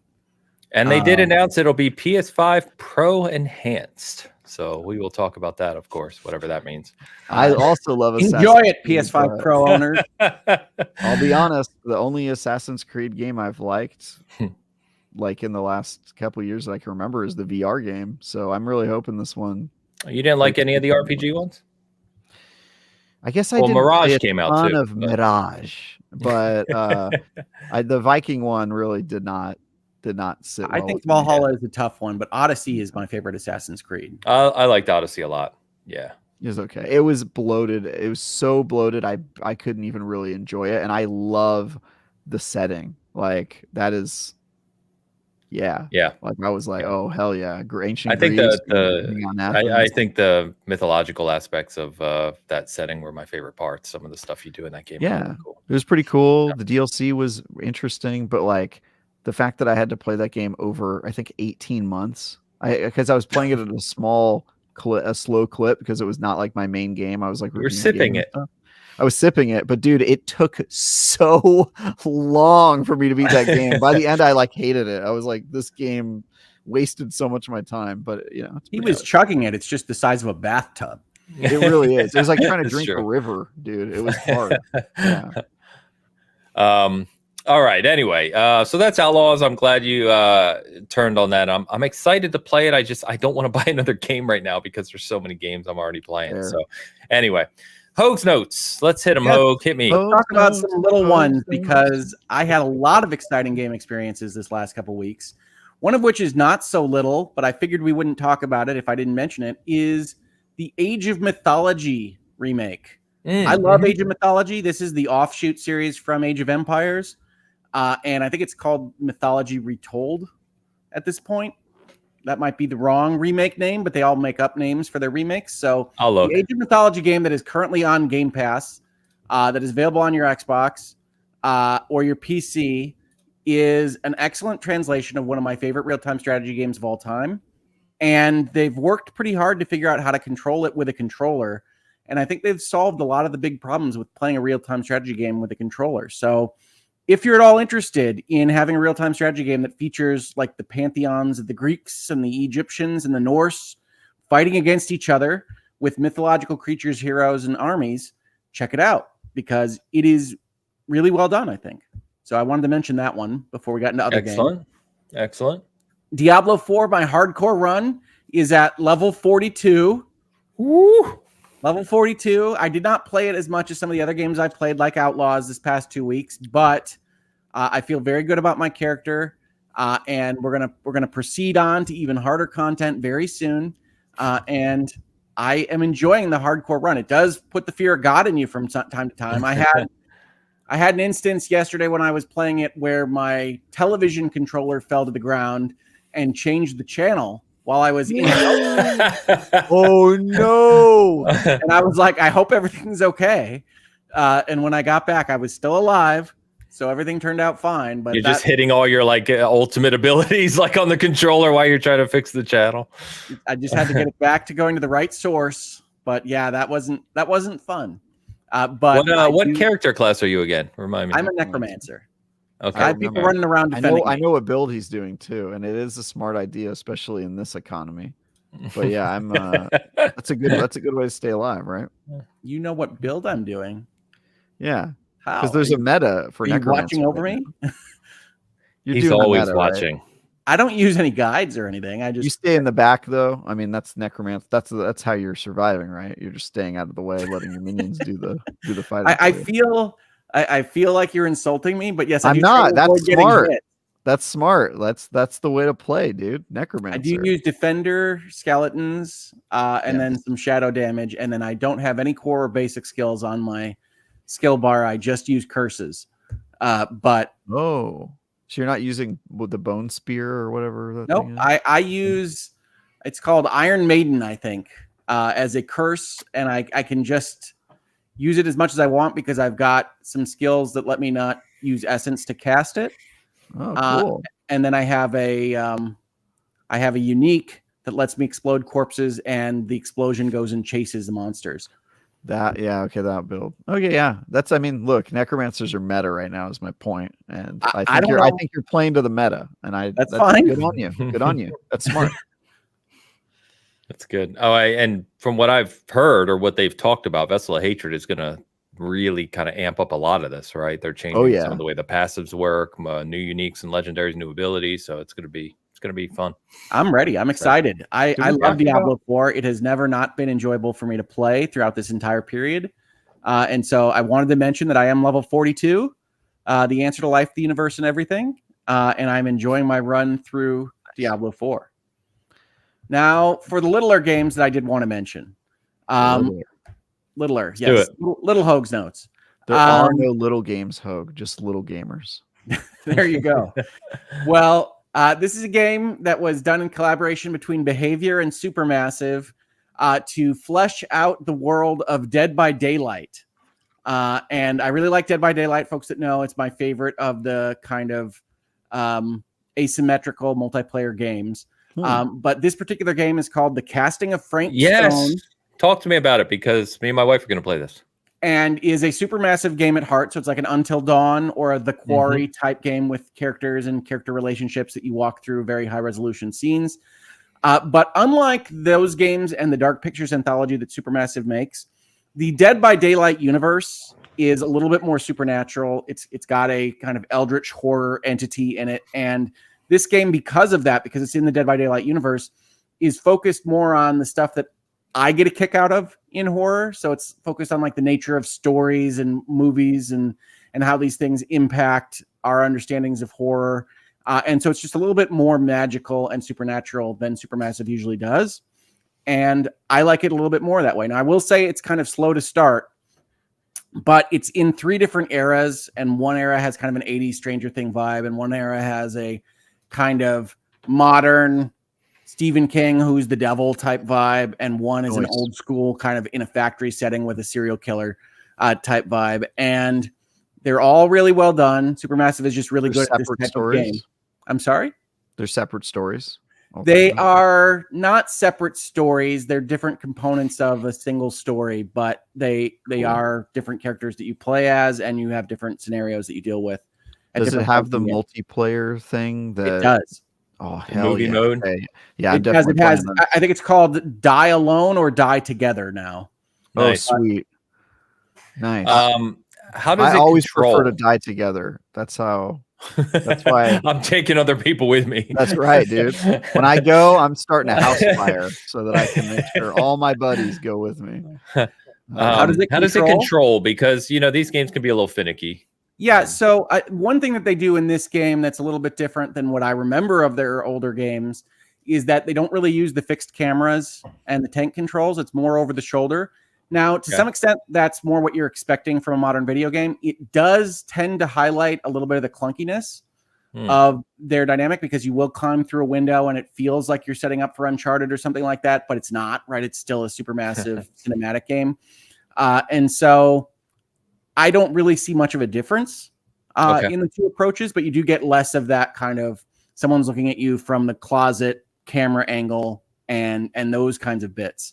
But the acting is great. They have a number of different kind of supernatural bits in there. And so I'm finding it very satisfying to play. I almost said satisfactory, but I didn't want to go there. But I'm finding it very satisfying to play. And they've done what other games have done in the past, particularly Quantic Dream, by showing like the various different path lines that your decisions can make. And you can go back to any scene and kind of figure out how to get to these other areas. But they don't ever tell you what they are. They're just marked in black. So you have to figure out what decision-making that you could have made to make it so that person doesn't die in that particular way or does something different. Cool. And it gives a lot of gameplay to it. And like I said, I like Dead by Daylight as it is. They do a number of Dead by Daylight kind of references, particularly to the music, which if you play that game, because it's the music that plays while you're waiting for a match to start. And so they use that motif throughout the game. And so the casting of Frank Stone is one that I will absolutely recommend. It's probably my favorite of theirs since Until Dawn. Nice. Buying it tonight. I'm on it. Hell yeah. Although I hate that there's no physical edition. Damn it. I love that there's no physical edition. Shut up. I did want to mention another game that I'm playing that is called Wild Bastards. Oh, nice. I saw the launch trailer for this. Yeah. If you don't know the game Void Bastards, great game. It is a kind of procedurally generated puzzle game where you go into first-person shooter areas and have to figure out how to get through a spaceship that you are robbing. And it has a number of different kind of board game procedural elements that change how a given ship is going to be created and how you get through it.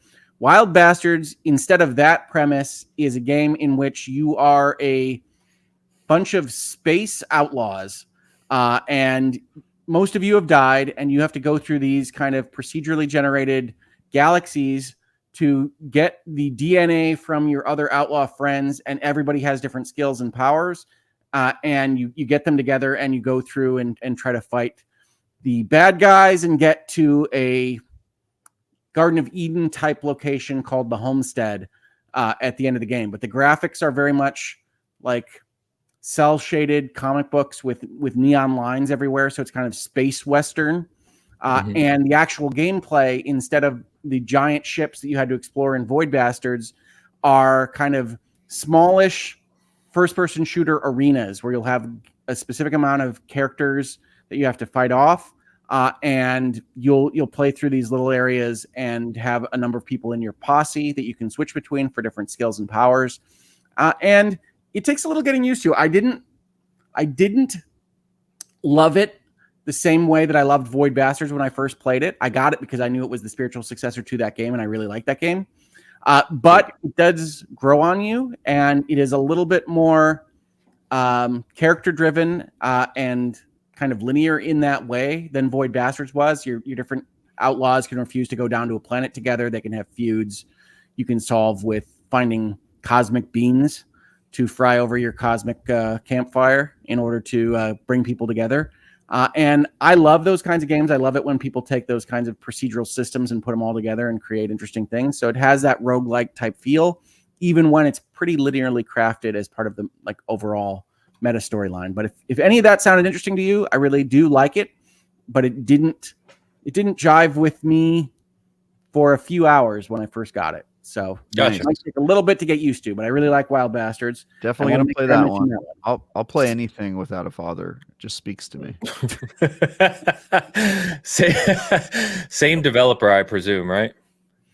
Yes, it is. It is I believe it's Blue Manchu Group. Okay. All right. But yes, they made a game called Card Hunter a while back that I liked that I think went out of business. It was a multiplayer game. And they made a game called Void Bastards, which I've obviously mentioned. I remember Void Bastards. Yeah. Cool. So any of that sounds good. Check it out. And then the last thing I wanted to mention, which you might have stuff to talk about first, Ains, is Caravan SandWitch.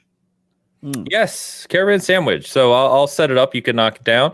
Caravan SandWitch is a little indie game that released this week, made by a couple. So, small team, obviously first game. And I don't know a lot about it because I haven't played it, but I just wanted to shout out that Lewis reviewed it for us, who is a new contributor at SG. You may know him as Andres Plays 93. He has a decent following. He's written for other outlets, decent following on Twitter as well, and a good part of the gaming community. So he has joined SG, and that was the first one review for us. So did a video review and a written review. You can find those on our channel or site, obviously. He spoke really highly of this game. And Hogue, I know that you said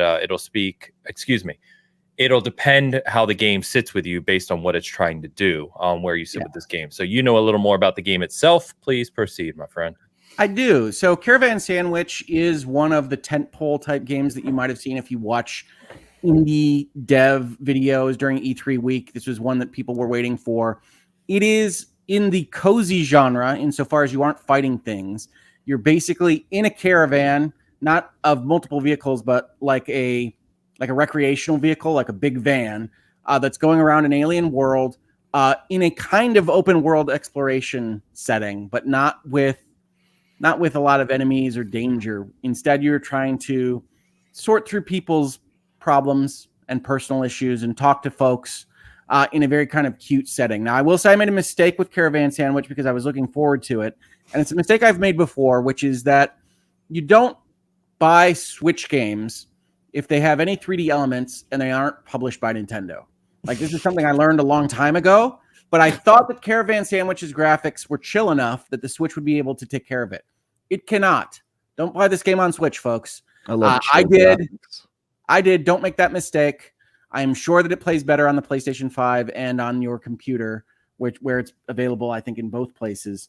But it is a game that is very indie coded. It's a lot of French names talking about their little village in their space universe and how they wish things could be different. So it's really going to matter how much that kind of vibes with you as to whether or not you like it or not. It is a slow go, even for me, who plays Cozy Grove and all the other stuff in that genre. But I'm hopeful that it will continue to grow over time, and that I like it more because, as Ains pointed out, his reviewer did like it a lot, and undoubtedly had a better experience not playing it on Switch. But I'll force my way through it. My eyes can only bleed so badly. There you go. Yeah, so check that out. It's like I said, a little game made by a couple. You can see if it speaks to you, but our review is up, and really good job. Shout out to Lewis and Elliot on the video review as well. So if you check that out, I'd appreciate it as always. All right. Before we jump over to catching up on Super Chats, comments, and then getting obviously into the PlayStation 5 Pro, want to quickly, because we didn't get to talk about it, talk about the craziness of Concord and the, the cancellation, which is something I don't even really know what to say at this point. It's a very bizarre situation for such a heavily invested first-party game to come out, land so flat. At least with just the general community. Travis and I reviewed it. We talked about kind of how much we like this game. Hogue as well. We tried here. Yeah. Yeah. I mean, I no joke. While I was on vacation, I was coming home. I had an urge. I'm like, I feel like playing Concord. Like, I really liked playing that game. And for it to just be pulled down, refunds issued, very strange situation. I guess my question for you guys is, do you think we'll ever see Concord again, or is Sony just wiping their hands and saying we are done with this? It's done.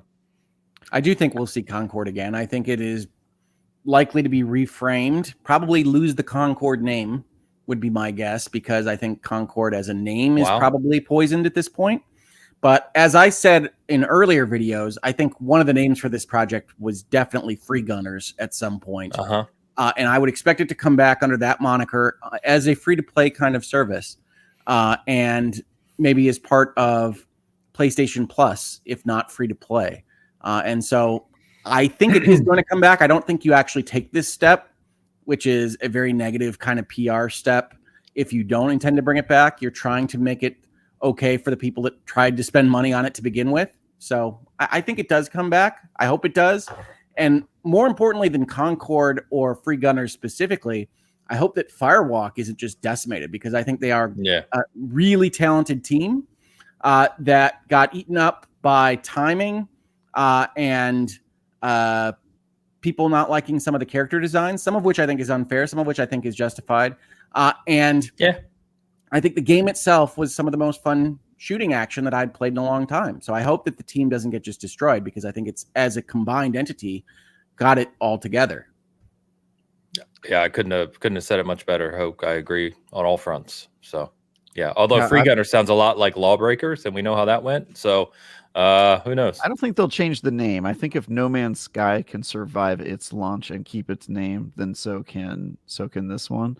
But I think the strategy of refunding money and taking off the store is smart, because I mentioned this a couple shows ago, but there's already precedent for charging people full price for a game and then later making it free to play. I actually think that that's kind of the model, but you have to wait longer than like a week to then make it free to play. And I think they got to the point where they couldn't do that, and they didn't have enough runway to keep the game alive long enough to have a free to play pivot, because the player base was dying. I was in the middle of preparing to write an article about the wait times on each of the playlists for IGN, an article that got canceled, obviously, because the game evaporated before I could write it. But I think, you charge people full price for a game. They're your only allies, because they're the only ones who have actually played it and know that the combat is actually pretty good and that it's a decent game. And then you burn them by either making the game free to play right away, or letting them suffer under a really bad dwindling player base that makes it impossible for even them to be an advocate for you. And so I think your only option at that point is to just refund the game and relaunch it with a completely different model. And I think they'll keep the name, and I think they'll keep a lot of the stuff that they'd built, but hopefully it'll have a little more meat on the bones, because that was my main complaint with it, right? Is that it was sort of missing a little light on content. A little light, missing a defining game mode, a signature game mode, and some other stuff, missing a story. I thought largely, which it's funny, we'll never see the cutscene after whatever was in the betas, which is crazy. We saw the cutscene after the betas. It was the Tuesday before it was taken offline. We saw it. Yeah, they did do week 3. Yeah. Oh, I think maybe I did see that. Yeah. Anyway, but we'll never see what all the story cutscenes they presumably had ready. No, they said they had, I think, 16 or 20. They had through 2025 already built. Yeah, so maybe we'll never see that, or at least we'll see it way later. But I do think they'll relaunch it. My personal opinion on this, there's some people talking about character design, but I think there's a little bit of like politics and weirdness going on there that to me is just noise. I don't think that really matters. If you make a good game, people play it. And I think Overwatch has all of the same kind of weaknesses in that regard. I think this is more just about like the model and the timing of when this game came out and the people that were able to play it because it was at full price and because it was a platform exclusive and because it had competitors that were coming out around that time. And we could talk about the deadlock, the situation, all that stuff. But I think it's one of those games where you can make a good game, but it wasn't amazing enough to cut through the noise. It was just, in my opinion, just good, not great. Right. And then that combined with all of the model problems and the timing problems and the fact that their competitors were doing other things, I think it was just like destined to be a good game that nobody played because of all of the issues around it.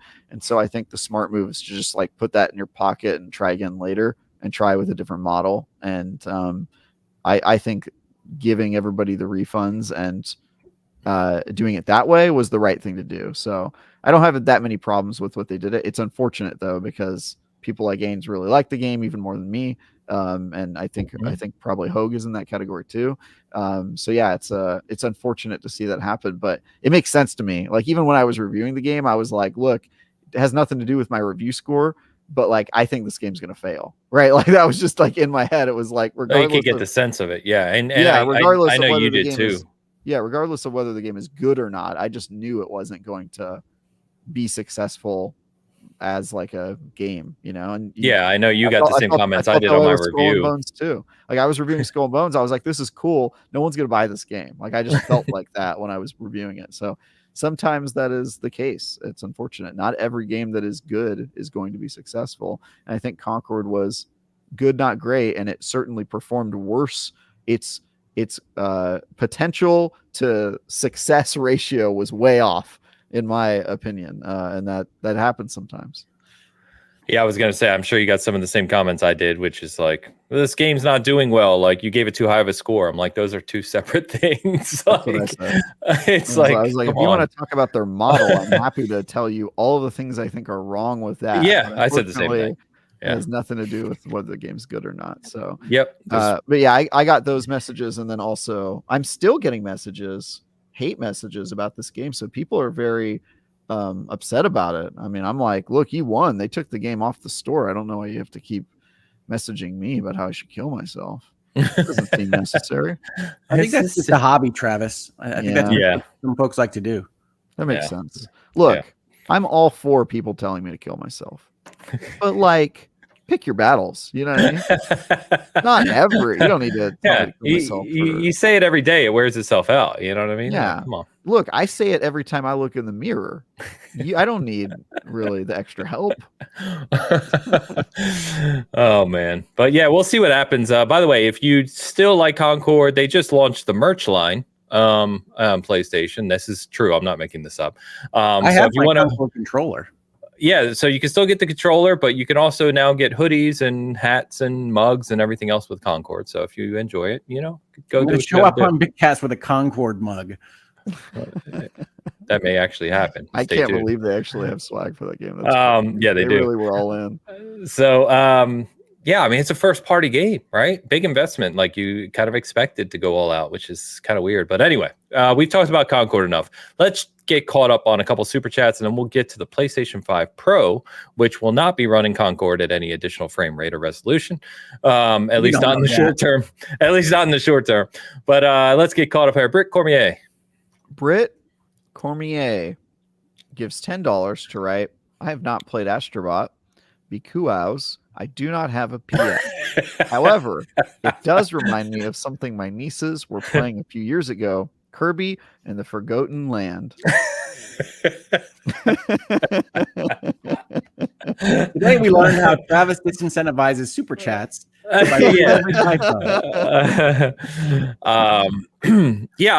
Kirby is one that I wanted to play. I know Eric, who reviewed that for us, liked it quite a bit, and I've heard good things about it. Did either of you play Kirby extensively? Yeah, Forgotten Land is really good. Okay. I need to pick that one up, but yeah, I it's kind of sad. I talk about 3D platformers all the time, and then I didn't even pick up Kirby. For shame. Oh, so yeah, Kirby was. I'm not all right. going to shame anybody for not playing Kirby in the. I'll shame myself, Hogue. It's fair. I got but this. It is excellent. Astro Bot is a better playing game than Kirby. Like it just is. It feels better to play. It's got some more unique ideas than Kirby did, and I liked Kirby quite a lot. But it is saddled with this kind of just nakedly commercial. We're going to sell you some Sony platforms as its baseline state of being. I gotta say, I know that's part of the Astro Bot brand, but I do hate that. I really do. I don't know if there's a way around that, but the whole like mascot thing has never really gone well with me. And the fact that it's so like blatantly like, hey, we're gonna like Sonic was never putting together the Genesis in his game. You know what yeah, I'm saying? right. Yeah. It is a little, I don't know, maybe it's just my anti-authority issues. I don't know what it is, but that really it scratches a part of my brain that I do not want scratched. It hurts me. Or the Mega Drive for our European friends.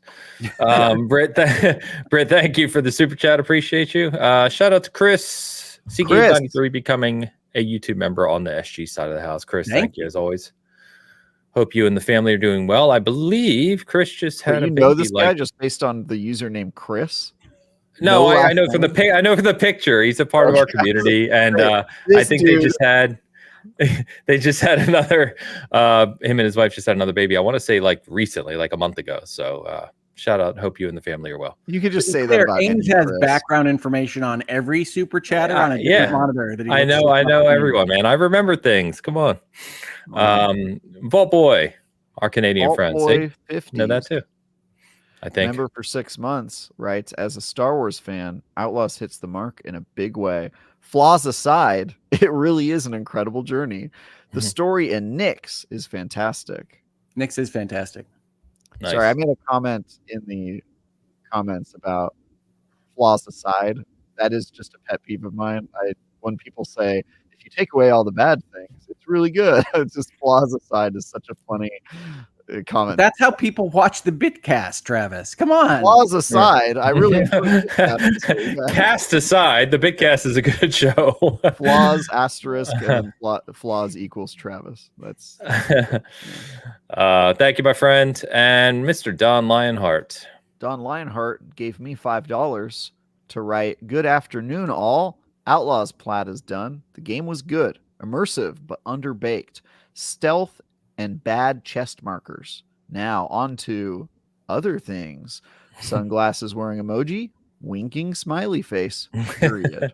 Period after the emojis. A bold move. From Lionheart. Reading that made it sound much more dirty than I think was intended. Very good.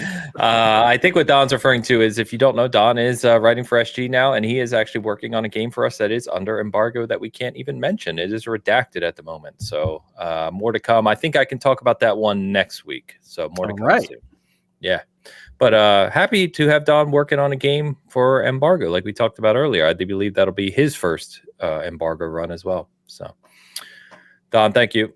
Appreciate that. All right. PlayStation 5 Pro, my friends. It is real. We talked about our last show. We knew it was real. We knew it was coming. We talked about the specs, which were accurate as leaked. So here we are. We did expect, we kind of talked about what PlayStation would do to unveil this.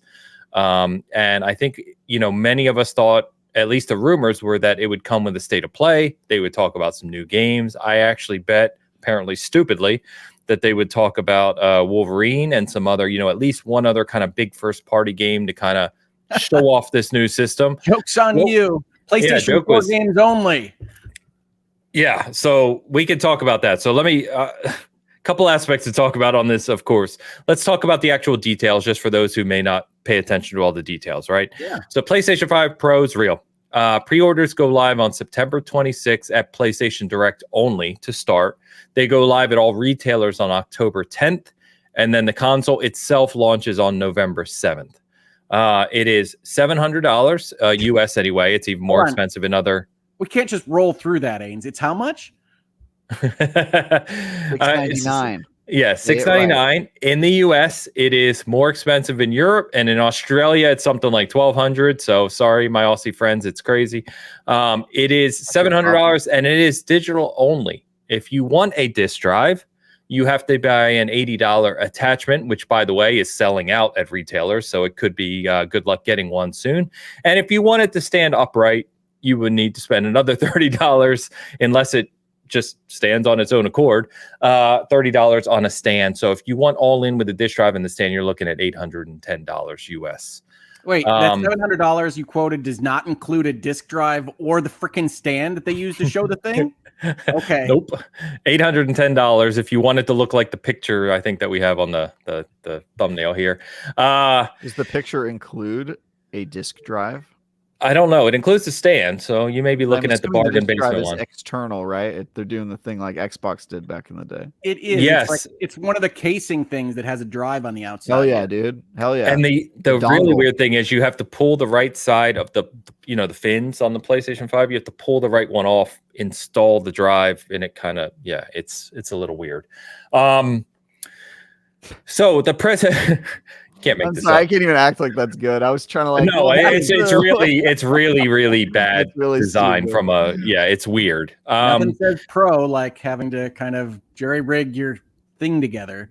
Yeah, I felt that way about the drive, and no one agreed with me. But I think it's really bad. No, it's always looked like a weird kind of like pregnancy bump PlayStation.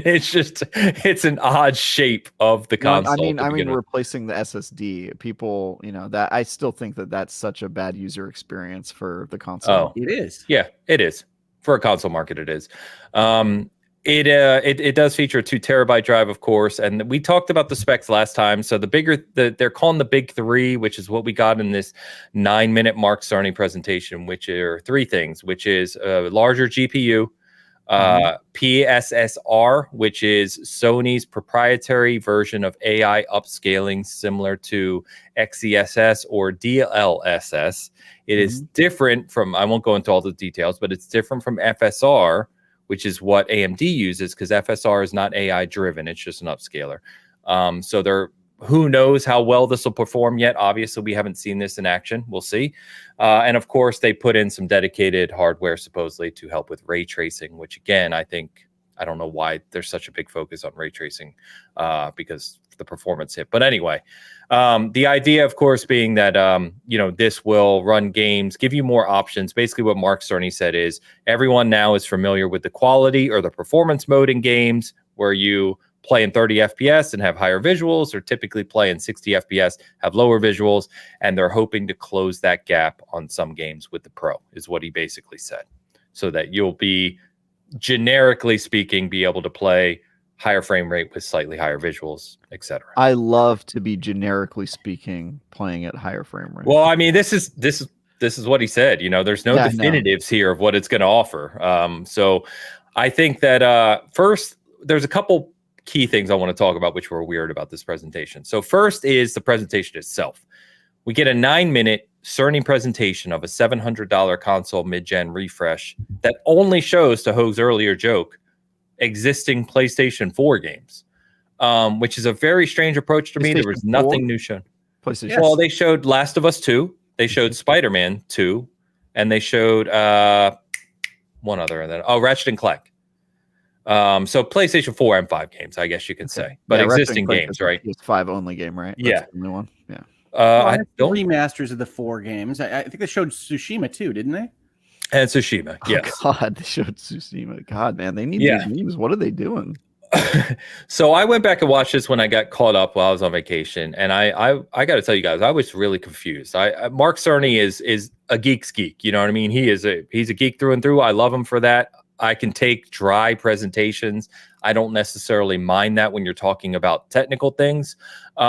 But just presenting your $700 plus $700 starting console in this way seems incredibly odd to me. I don't know what the thinking was here. Well, people are going to talk about the price. And as you joked about with me, I'm going to talk about the price. But price is always a function of the value you provide.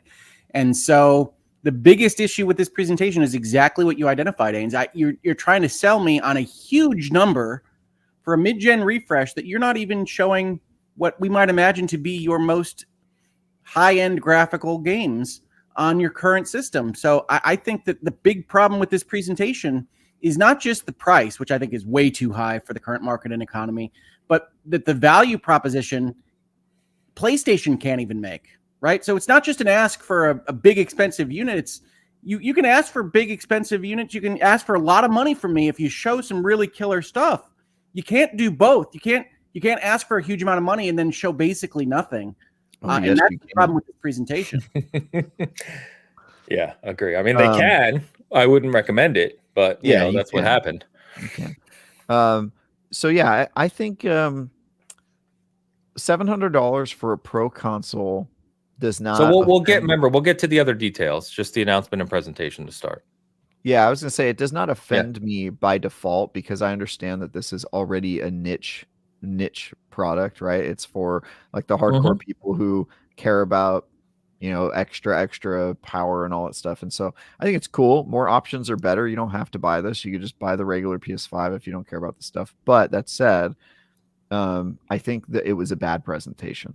And so I think that's really all it comes down to, right? Is like, you don't have to disagree with the PS5 Pro philosophically to look at what they showed and be like, that's a pretty weak way to announce it. And so I would just say that was my initial thought watching this was like, okay, they announced it, but it was something we already knew was coming. They announced no new games with it. They gave no real good reason to buy it out front. They kind of just, in my opinion, took for granted the kind of fans that they have and their presumed enthusiasm about their something brand like power, this, which I think they've done a lot. They're doing that thing that Sony sometimes does, and really all of the big three have done it times before, which is they're acting like winners, right? When you think you're a winner, you act a certain way, and I think it's not good for consumers. And so, it was a weak presentation. That's my thoughts on it. Yeah, I'm with you. Sony's coming right off of doing this before, right? This is the PlayStation VR 2 announcement. We got nothing to show. We've over-engineered it. Here's a huge amount of money we're asking for from you. Thank you very much for being a Sony fan. And people that are noticing what they're doing should look at this and say, well, there's no reason to believe they won't even commit to any of the newest games needing this thing or benefiting from it. They go back a generation to remasters of that generation to even show any difference at all.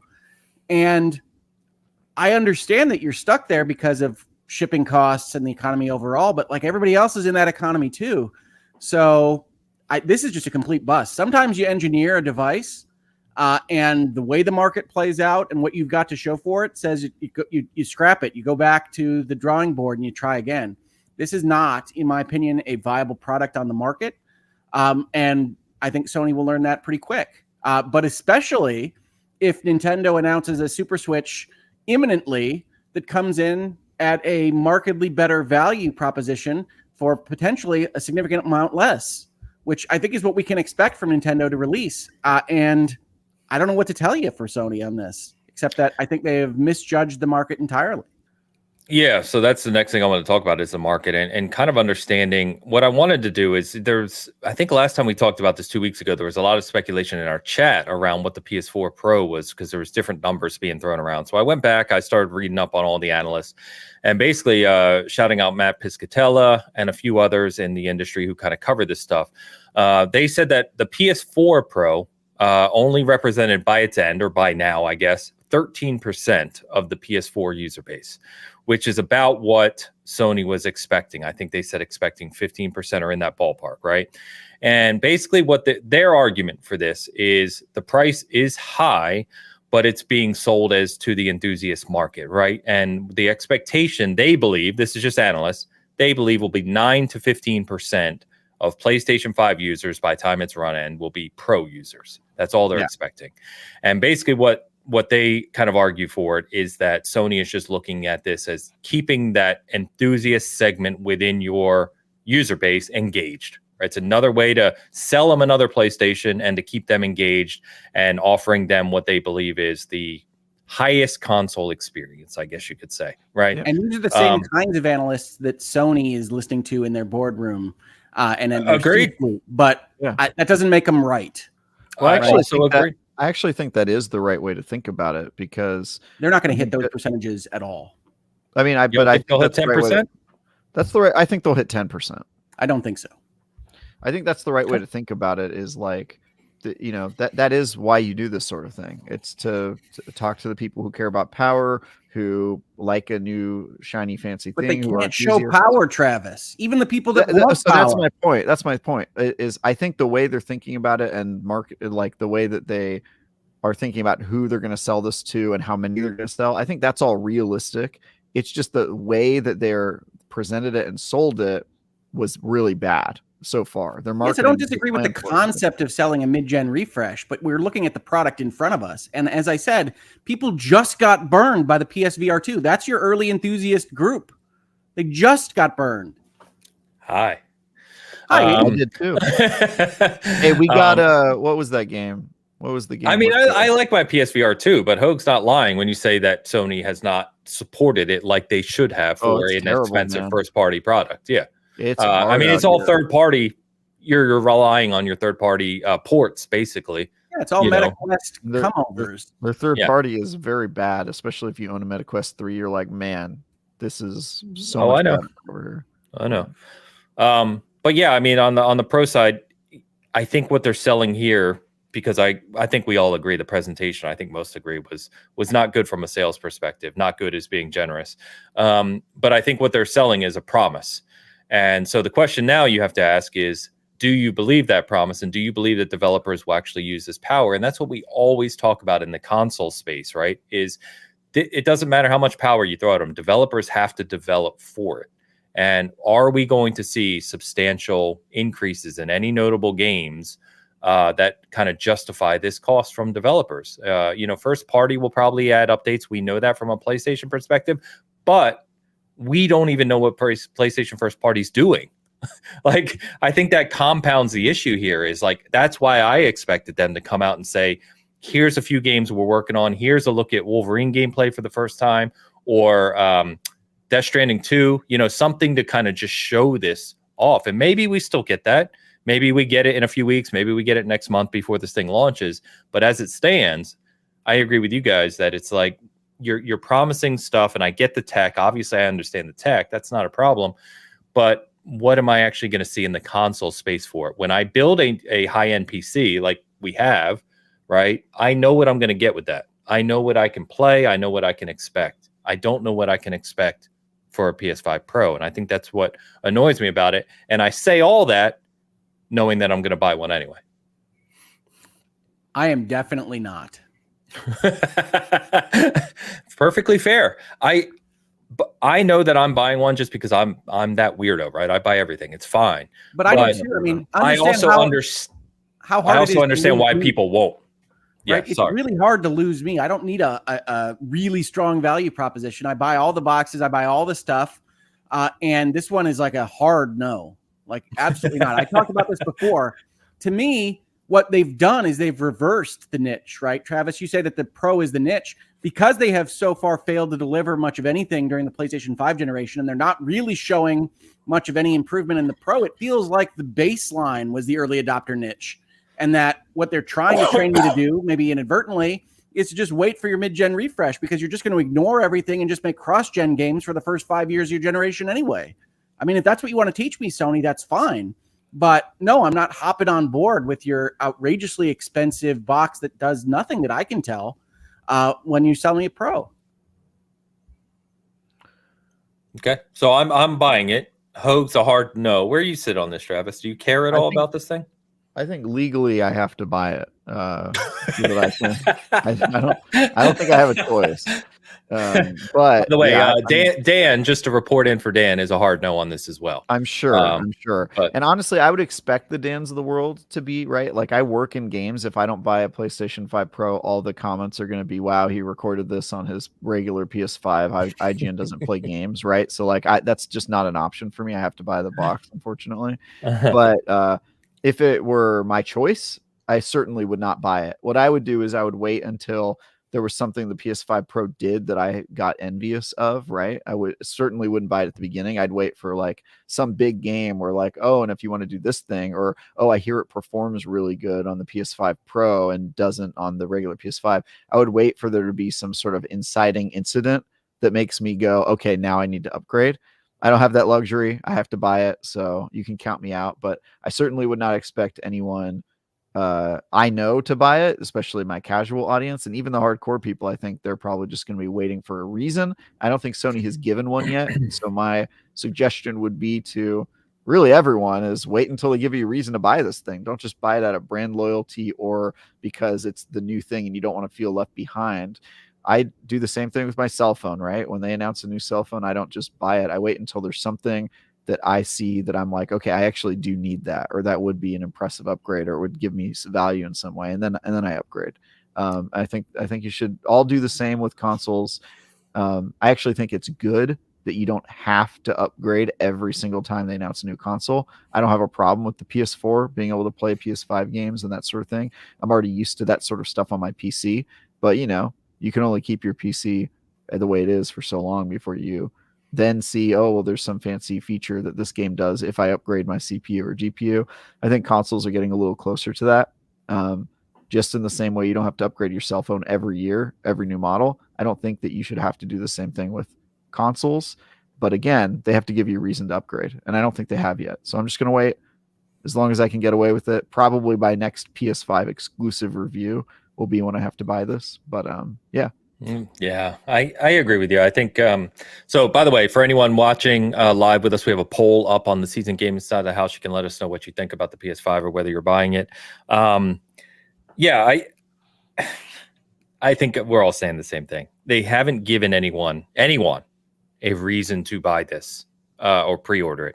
Whether they do in the next month prior to it launching and pre-ordering, we'll see, and we'll obviously talk about that if it comes. I think one of the biggest things that I'm curious about, like we know what CPU, or, the upgrade to the speed of the RAM and the GPU rendering and the size of the GPU, like all that's fine. The biggest thing to me is the PSSR. And because if you've played around enough on PC and you've used FSR and DLSS and stuff, there's certain things it does really well. There's certain things it doesn't, and it can help in certain aspects. Sony going out and creating their own proprietary version of this AI upscaling tech is really interesting from a tech perspective, but I'm curious to see what it actually does in reality. How well does it perform?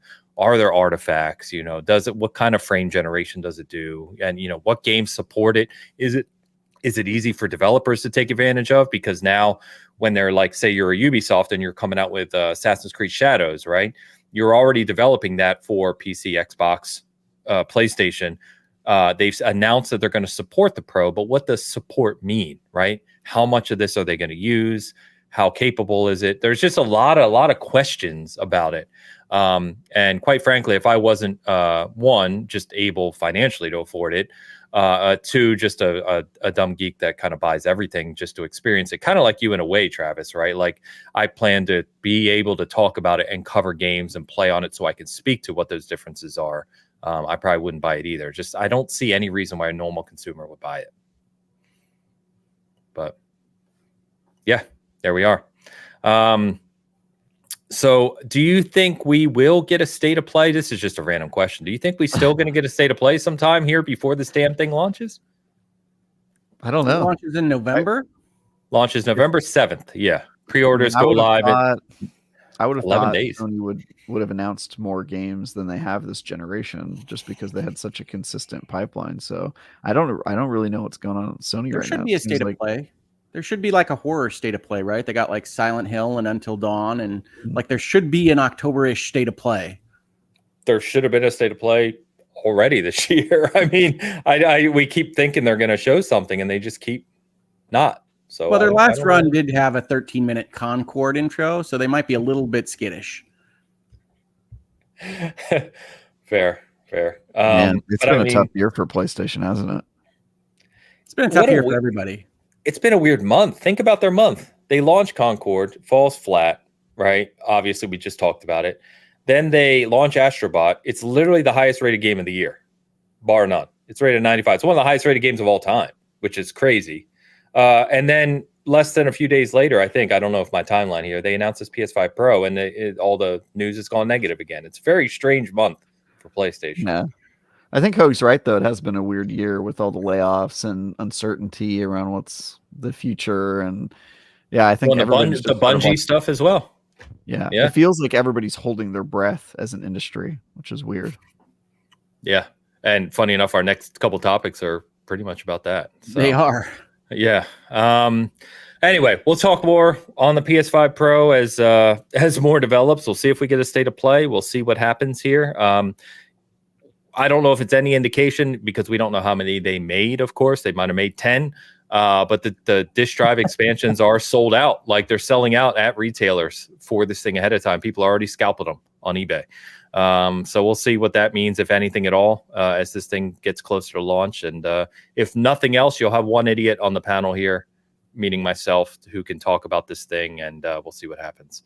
Well, here's the thing. I can guarantee you pretty much that they're going to sell out of PlayStation Pros, just like you're talking about with hard drives and stands, because they're not idiots. And they know that that's the best marketing for the device. And so you don't make that many before you sell out, right? You said they're doing direct first and then retailers. So they'll use the direct pre-orders and sell out to pitch it to the retailers. And then we'll see how they do in the retail. But I would not expect them to not have some sellout announcements for this device, regardless of whether it's selling what we would consider a lot for the base that is Sony fans. Yeah. Yeah. Very fair. Yeah. It's going to be interesting to watch unfold. That's sure. That's for sure. So we'll see what happens. They should bundle the PS5 Pro with Concord. You do get Astro's Playroom, a brand new game. You don't get Astro Bot. You get Astro's Playroom. Oh, really? Yes. My bet is still that Astro Bot is an expanded version of what was going to be a Playroom for Pro, because the timing is just too close. And now that I know that Astro Bot is a Sony sales commercial, it seems like it was going to be a Pro game at some point. It would actually be quite funny if it was the Pro model in the game that you're fixing. It's not, but that'd be funny. Yeah, and it is a 2 terabyte hard drive. Reminder too, some people in the chat have pointed out that part of the reason I think that the price is so high, outside of just Sony being Sony, is that, the price on these current consoles still hasn't really dropped. You can get the Series S cheap on occasion. In some cases. Yeah, it's actually gone up, and that's just the price of parts in general, right? From a global perspective. So, let's not forget, Xbox is launching a Series X Galaxy version with a 2 terabyte hard drive here very soon. I saw it in June for $600. Series X, which was $500 4.5 years ago or 4 years ago. So it's just, that's what we're dealing with at the moment in terms of the console space. So and you mentioned it, Hogan. Obviously, we'll talk about it at length when it happens. But yeah, it seems imminent that that Nintendo's going to announce their Super Switch. We don't know what that'll be. Obviously, from a power perspective, we're not expecting it to blow the doors off. But no doubt, if you were just playing Switch games, it'll blow the doors off if you're just used to watching. Well, my new phone blows the doors off of the Switch, so that's not really saying too much. But yeah, no doubt that'll be a much cheaper proposition than this.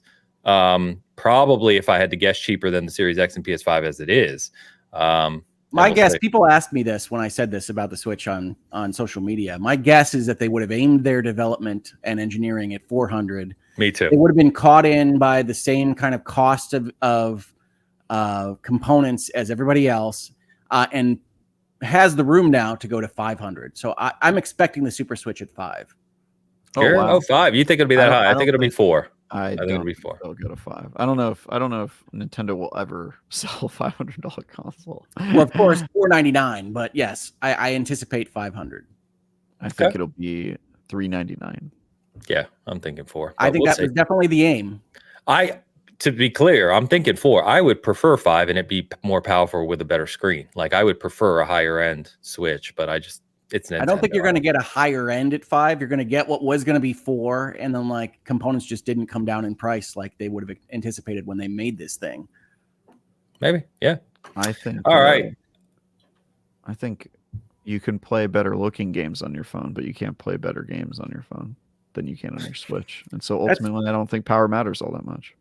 Power doesn't matter all that much, and Nintendo's been proving that with their own games for a long time. And Astro Bot is proof of that to some extent, which is not using what would be the power of the Pro, or probably even the power of the PlayStation 5, but it's just really smartly developed and shows off what that system can do in a way that most of the games don't, because they're too busy making hugely expensive textures on that rock wall. But I've talked about this a lot.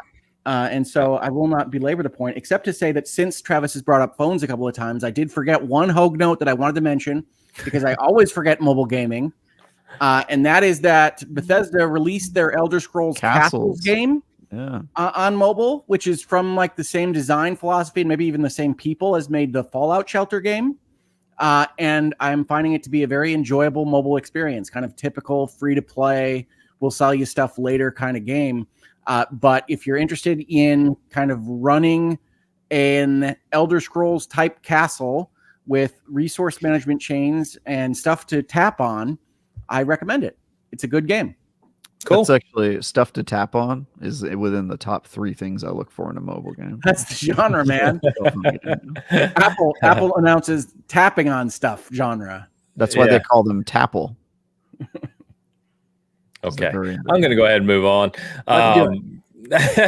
Let's get caught up on super chats about the PS5 Pro. And I also want to quickly shout out the near 300 people hanging out with us right now. So remember to hit that like button. Remember to share it out. We obviously appreciate it.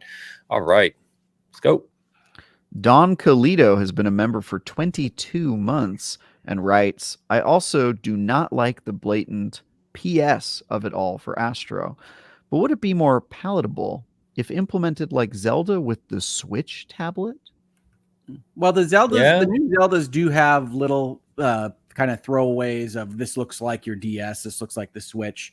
That does not bother me as much as the Astro Bot stuff, which, by the way, didn't bother me in the Playroom product, right? That was a be excited about your new PlayStation 5 kind of product. This to me is different because I did pay for it, and it does feel like I paid for a commercial a lot of the time.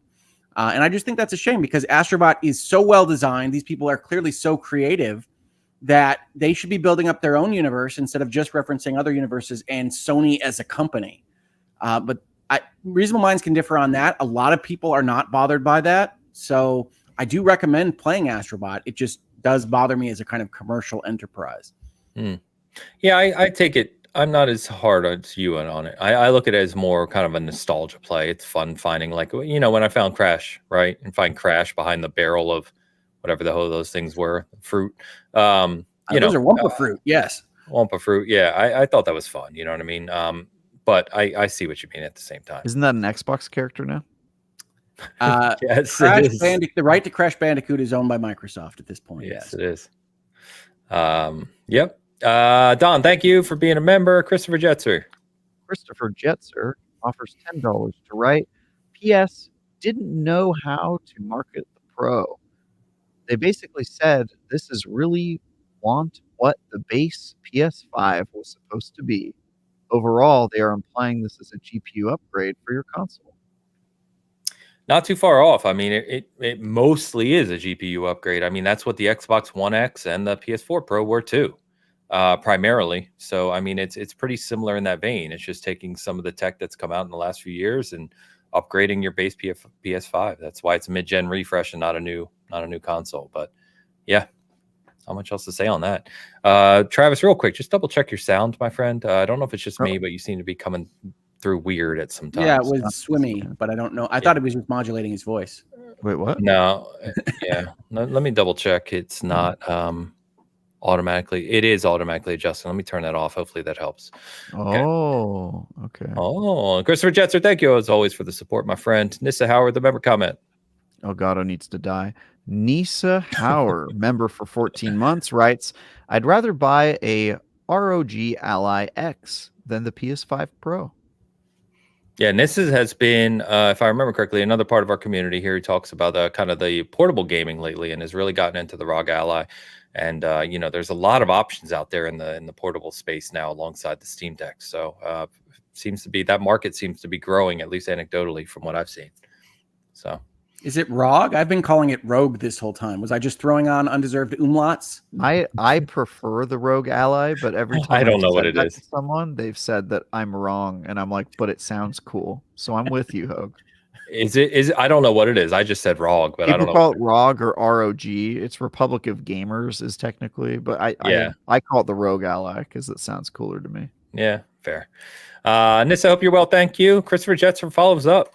Christopher Jetzer gives me another $5 and writes, feels like Sony is trying to get lost money from scalpers during the PS5 launch. You price it high enough, maybe. Yeah. Those it is kind of funny looking back now at 2020 and how much some of those PS5s and Series X's were going for at the time. Pretty wild. 2020 was a weird year. Yeah, exactly. Chris, thank you again. Appreciate it. Dean Files in the house. $20 super chat. Thank you, my friend.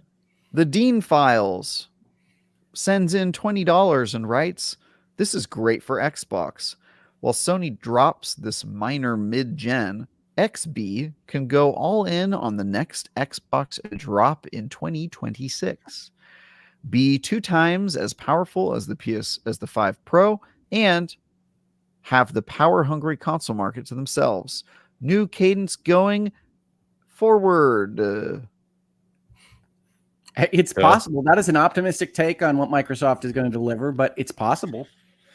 Yeah, I think I mentioned a couple weeks ago when we talked about this that the current kind of rumblings behind the scenes, right, is new Xbox hardware in 2026. They've said they're not doing the mid-gen refresh; they're going straight to next gen. So it is kind of an interesting, I guess, Dean's point here around cadence. It is an interesting thing to think that PS5 and Series X launch together, basically. We could get a PS5 Pro in 2024, new Xbox 2026, and then a PS6, I guess, in 2027, 2028. So they may be off timeline, which would be kind of funny. But yeah, I guess we'll see what happens. So I think they have to run. I mean, I can't speak for Sony because they've made all sorts of choices that I wouldn't make at this point, but I think they've got to run the timeline out for the Pro longer than that. 2 years? At that sales price. Yeah, that's what I mean. It's got to be 2027 or later.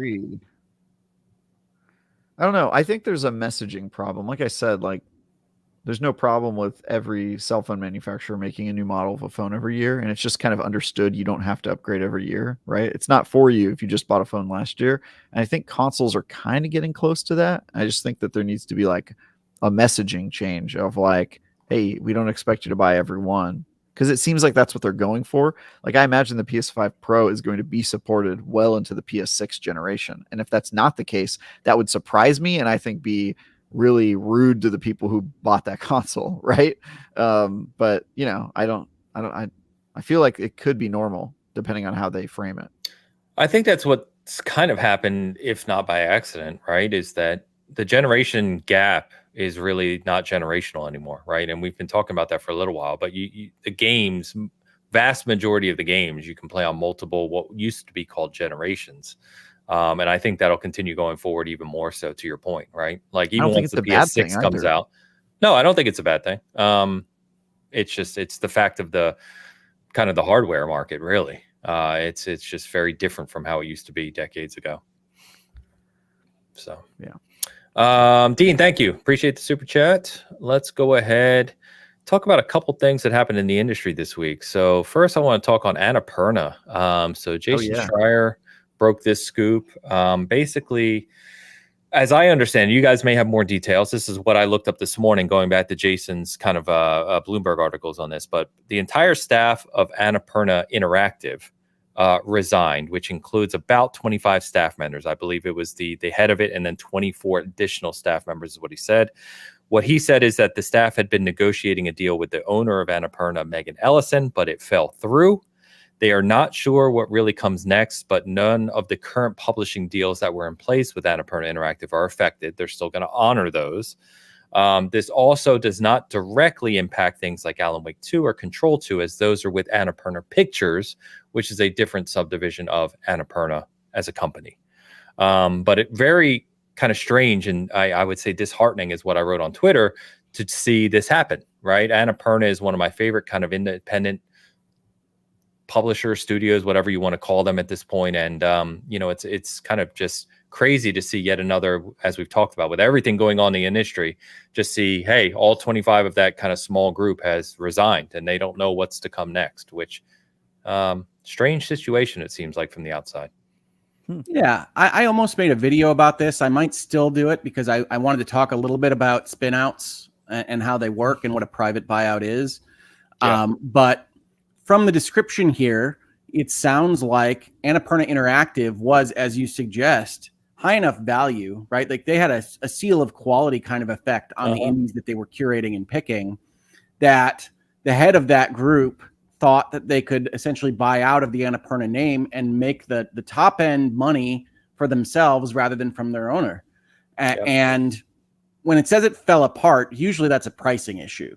And so it looks like they had gotten pretty far down the line of the current president and his team of people at Annapurna Interactive were going to pay a certain amount of money to buy themselves out of ownership from Annapurna Pictures, and something fell apart, whether that's because one of the current products out there wasn't making as much as they thought that was going to cover some of the difference. Whatever it might have been, it fell apart, but any smart executive in that position was already kind of arranging the ships if it did fall apart to say, here's what we're going to do. And one of the things that you saw in terms of timing was that this particular president was acknowledged as having left before this was broken. So he left and then brought his whole team out. So I would expect Annapurna Interactive to exist in some form under a different name, as if they had purchased themselves, but save the money for that purchase. And that Annapurna Pictures will, yes, honor their publishing contracts. They don't have the personnel to support them in the way that they would have agreed to. So that'll be an interesting to watch. But that this is actually probably a short-lived, relatively inconsequential from those of us on the outside looking at it story in the long term, because I expect this team to survive in some form or fashion doing what they were doing at Annapurna under a different name. Yep. Very well said. Exactly. True. Exactly what we know today. Yep. Hey, and look, this is better than layoffs. This is like kind of good news, man. Power to the people. I hope they do good. It could be good news. Could be good news. Yeah.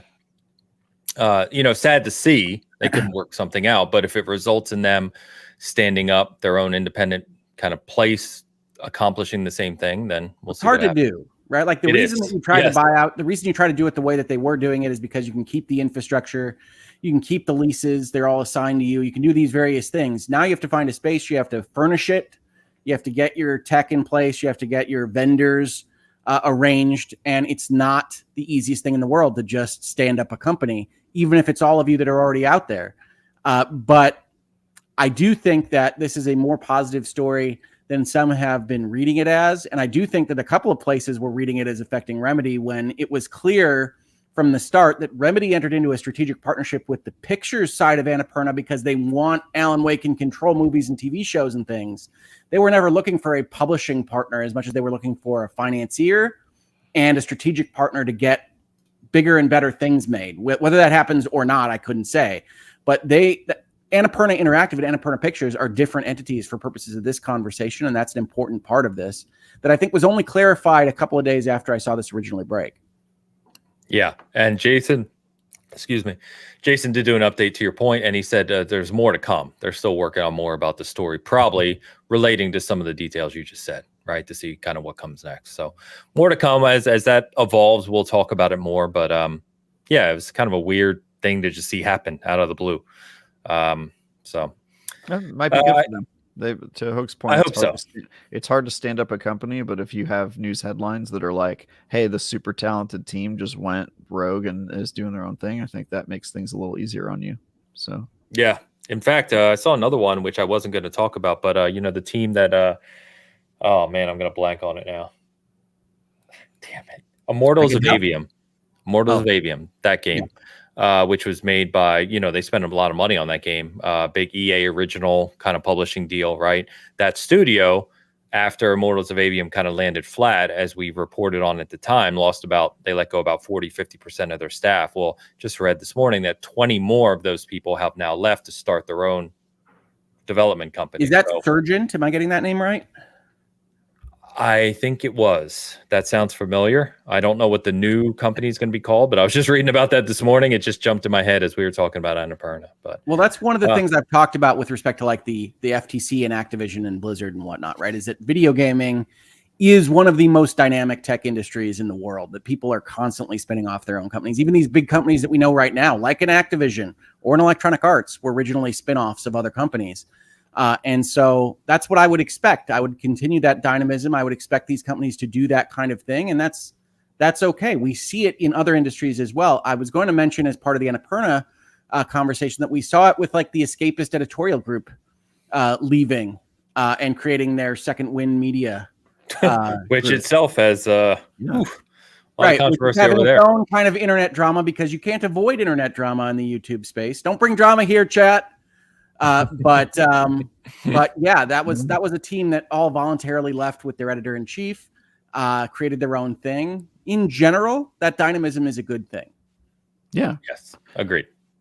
And I think that's the thing. Like, people talk a lot about like job security in the games industry and people getting laid off, and there's a lot of bad stuff there. But you know, whether it's that or people talking about working conditions in the games industry, I think there's a lot of problems that people have who work in the games industry.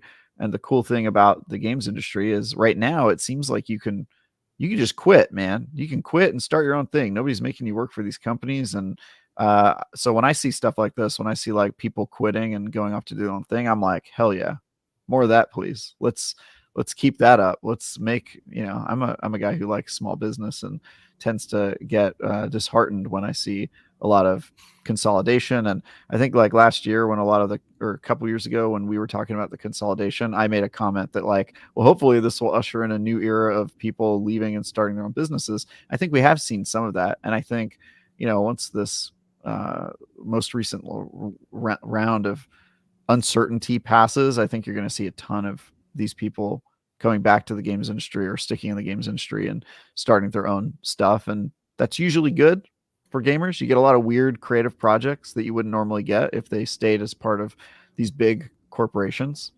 So yeah. I think that'll be cool. Something to look forward to. That's where Respawn came from. If EA and Activision are too old school to kind of know that story. You got Titanfall, you got Jedi, because they were unsatisfied with their lot in life at Activision. Yep. Apex, which I'll remind, is still one of the biggest games in the world right now. So yeah, 100%. On that note, we will segue into Xbox, which I think any of us who, we talk often about kind of politics, not politics, but, the corporation aspect of the industry here, the corporate aspect. And obviously Hogue covered, the FTC stuff with Xbox acquiring Activision at length. But yes, Xbox laid off another 650 employees this week. Per the report, it is primarily Activision support staff and mid-level leadership, primarily. No senior level leadership were laid off, and there's no changes to their content plans or game projects or anything like this. I think most of us just who have been through acquisitions and mergers, especially at a large scale like this, know this is just cleanup. This is redundancies that they have now, months and months later, identified, and it's just one of those things that happens in these types of deals. This is the normal one, right? The studio's closing was a little unexpected. That was a little fast. Yes. This is the normal one. I had a lot of people come into my social media and send me messages that said, this is why the FTC should have stopped this deal, etc.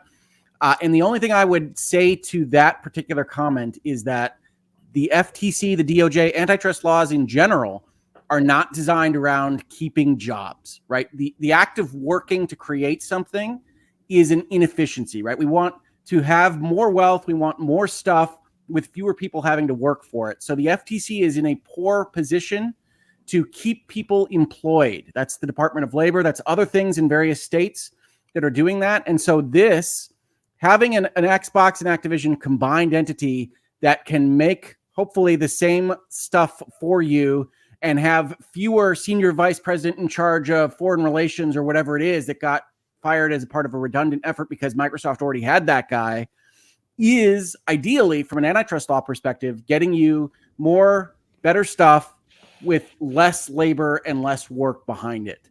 And so that's the problem with having these conversations all on kind of a macro level is, yes, people need jobs. Yes. We want people to have jobs. We want people to be able to feed their families. But from a business perspective, a combination like this is designed around finding some efficiencies and getting the same stuff out using less labor and less cost. So this is the normal one.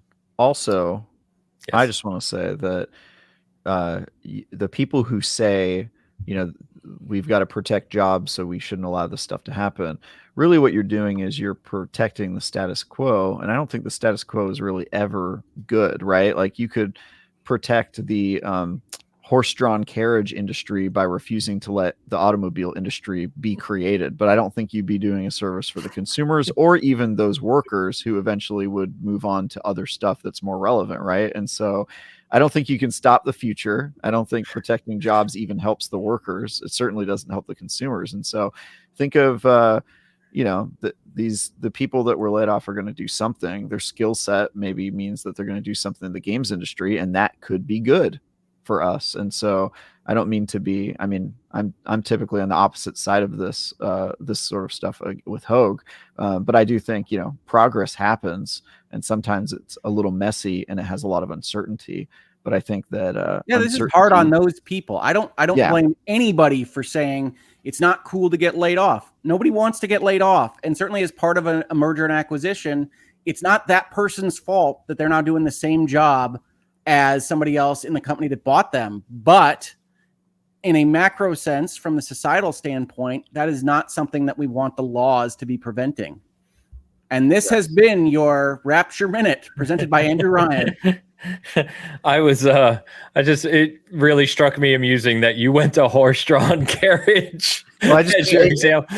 I got it, but it was just a funny reference as to what I just think when you protect an existing industry, you typically hurt the next industry. And so that's why I don't worry about these things, because I believe that, the people who aren't going to work at Activision, speaking as somebody who recently and often, I don't talk about this much in public, but like, my industry, aside from reviewing games, is the tech industry. And usually when I get acquired, my first hope is, I sure hope they lay me off so that I can get that severance and then go do something else. And so I was recently laid off, and that's exactly what I did. And it was great. I made money getting fired, and I was stoked about getting laid off. But again, I'm sort of a weirdo, right? I like the entrepreneurial serial startup entrepreneur is its own class of person. Yeah. I am. Well, and you also don't have a family, in the sense of you don't have. I didn't mean it negatively. I mean, like, there's people. Hold on, folks. What are you saying about me, Ace? Yeah. You were at my wedding. You don't have a family. Who cares? Yeah. But you know what I mean? Like, there's people who have been in a job for 10 years who have kids in daycare type situations where when they get laid off, that's panic mode, because it's like, how are you going to support that? Not be understanding. A lot of people are very risk averse. I am the opposite of that. And so for me, when I get laid off, I'm like, hell yeah, what am I going to build next? But I'm a weirdo. And I think, a lot of people, I feel for these people, but I think they're going to be fine. I believe that they're talented. If you believe that they're talented too, because you think they shouldn't have lost their job because they were good at it, then they're going to use their skills to build something. And I am more excited by, as a consumer, the things that they will build when they're not working for monster corporations who are often creatively bankrupt. And so I'm excited for the stuff they're going to build at other companies. That's just me. Can we label this chapter Travis Presents Creative Destruction an Ode? Yeah, hell yeah, dude. Oh man, no, I think we're all saying the same thing. So generally speaking, anyway. But yeah, I mean, this to Hogue's layoffs, No, but I mean, it's fair, right? It's situations are personal. I mean, that's always going to be the case, right? There's different people and different circumstances. So I get the viewpoint for sure, and I think we all hope that these people do end up in other areas of the industry and help create something that will expand the industry and that we'll enjoy. So for sure. But the only last thing I wanted to add on this story was that for those of you that followed the story since California sued Activision and said that you wanted Activision to change its stripes, you wanted it to be operated differently, the corporate level folks and support staff being laid off for redundancies at Microsoft, that's what that looks like. This is what that looks like. Activision changing its stripes, being run differently. So this is the one that you should be the most okay with if that was the direction that you came from. Gotcha. Yeah. And as we both said, this was the expected one. This is exactly what happens in these types of situations. So this shouldn't really be a surprise if you pay attention to these things. We got a Britt Cormier follow-up super chat. $50 super chat on the Hogue side of the house. What, Britt? All right. Oh, thank you, man. Britt Cormier brings out $50 like the big baller that he is to write. He is. I do not have to buy a new fawn every year because my old pony still has maps and I can make calls.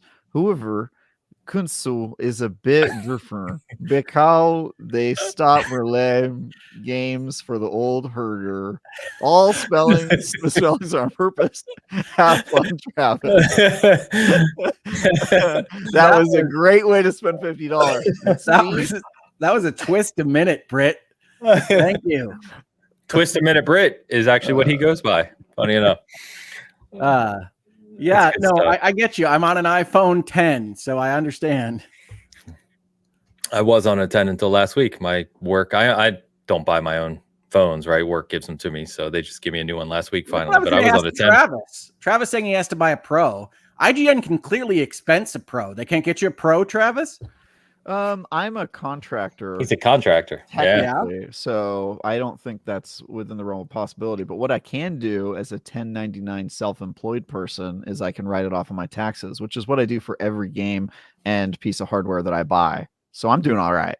We're going to get so many hits from the IRS. This is great. I mean, look, they know, they see my taxes. I filed them every year. So yeah, they don't see them until they see them, Travis. Yeah. I will be fine. IRS, come at me, bro. That's what I say. I'll be no. Okay. So first of all, the Bitcast does not offer legal advice. Second of all, for our non-legal advice section, never say IRS, come at me, bro. Travis does not speak for Season Gaming, nor me, nor anyone affiliated with our organization.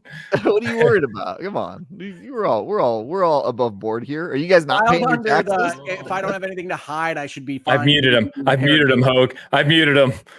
Shut him down. Shut him. Wait, I'm gonna have to. Oh, he's having camera issues. I don't know what happened. Yeah, it's just broken. I don't know what happened. Oh boy, guys. I'll be okay. I live in California. They're taking like 60% of my money. I'm philosophically, there is a difference between I shouldn't have to say anything to you, or I can say these things because you shouldn't have power over me if I do, and doing it anyway. I'm just saying you don't want to poke the bear. Jeez. Oh man. So just to wrap this up, on our PS5 Pro poll that we did on the SG side of the house, so 12% of people said they are going to buy it at launch. Another 19% said they will maybe eventually buy it. So 31%, so somewhere between 12 and 31% of our SG side of the house, which you would probably consider general enthusiasts to begin with, may buy the Pro. 69% say definitely not. So that's where we're ending that one up. All right. I think we'll go ahead and start wrapping up. I wanted to start talking about closing on our show, what's kind of coming next week, just so that we can kind of prep and be able to talk about these things next week. So we get the Plucky Squire in 2 days as we record this on Tuesday, 17th. Game looks really, really fun. It's been on, I think, mine and many radars since it was first shown last year or 2 years ago. Yeah. Excited about that one. So we'll talk about that next week. Hopefully we get, if you're a Call of Duty fan, you get season 6, which is like I think it'll probably be the last season for Modern Warfare 3 as they move into Black Ops 6, but it's also like the Halloween themed one. So you're getting a couple new maps. You're getting Michael Myers return, that kind of stuff. So that comes out on Wednesday, the 18th. And then I want to shout out real quick a new game from an indie publisher, Natria, The Last Song. That launches Wednesday the 18th as well. Pre-orders will actually be able to play that tomorrow on the 16th on PlayStation 5 and PC. Shout out to our good friend Kyle Stevenson from the Trophy Room, who also works for Vicarious PR and has been promoting that game. So got to check it out at Summer Game Fest, and it finally launches this week. And as everybody knows, I'm sure, we're deep into season 3 of Skull and Bones. We got flying dragons. We've got all sorts of stuff. We're going to have a Halloween event very soon. I know everybody's excited. I will see you out there on the Indian Ocean, everybody. There you go. Oh, people are asking where the review of Travis's wedding. I actually published that before I went on vacation. Yeah, you can but yeah, he did publish it. There's a link. You can find it on my Twitter. I know Travis shared it as well. So just look shared it through on my Twitter. So if you go to my Twitter, it should be like one of the last things I tweeted. Yeah, it is. It is live on Season Gaming, but you can't see it unless you have the link. I did that on purpose because it's a personal thing at the same time. Obviously, our community jokes about it. So you can find it. You can come on our Discord as well if you want. We have it there.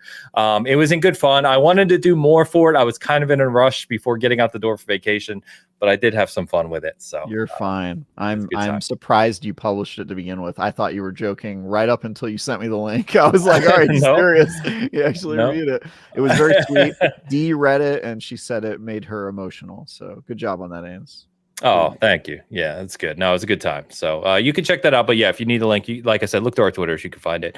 On the SG side of the house, as I said, check out the Caravan SandWitch review by Lewis. I think you may enjoy that one, whether or not it's your type of game or not.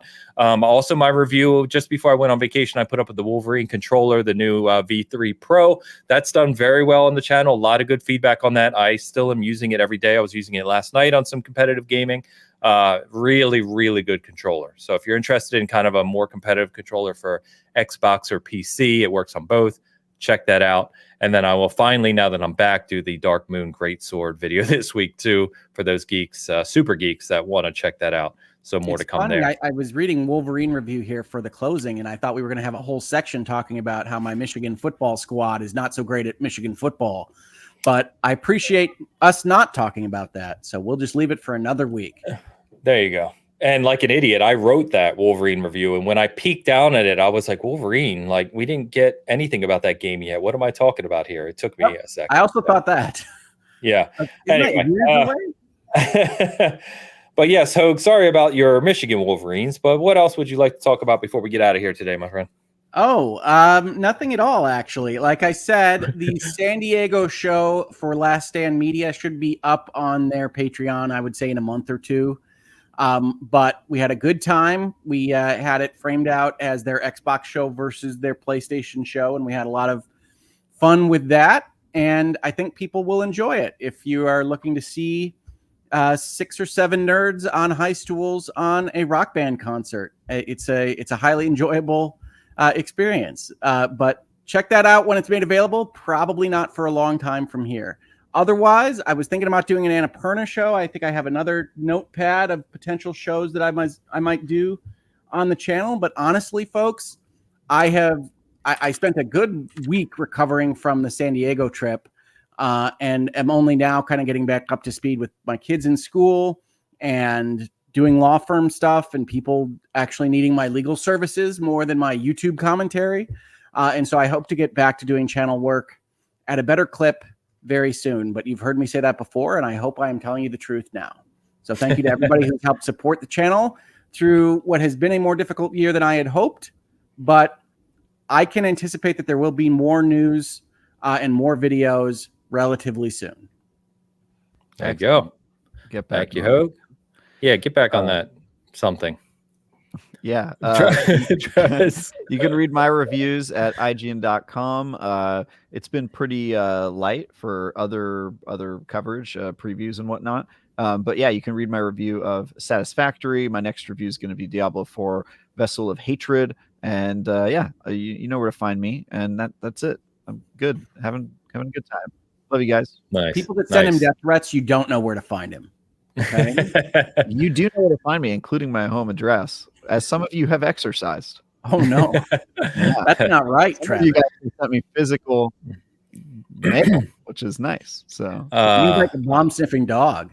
Yeah. Yeah, I will just say that Cog and I have both been out and hung out with Travis now. And if Travis needs backup at any point, he knows where to find us. And you don't want that kind of trouble. So yeah, I'd leave Travis alone. Stage next to Cog, and the man is built like He-Man. He's a stocky boy. Yeah, no doubt. Yeah. People who just look at pictures online, they're like, Ains and Cog, because we're always talking about working out and stuff. I was like, no, Cog's a much thicker boy than I am. He's a strong boy, no doubt.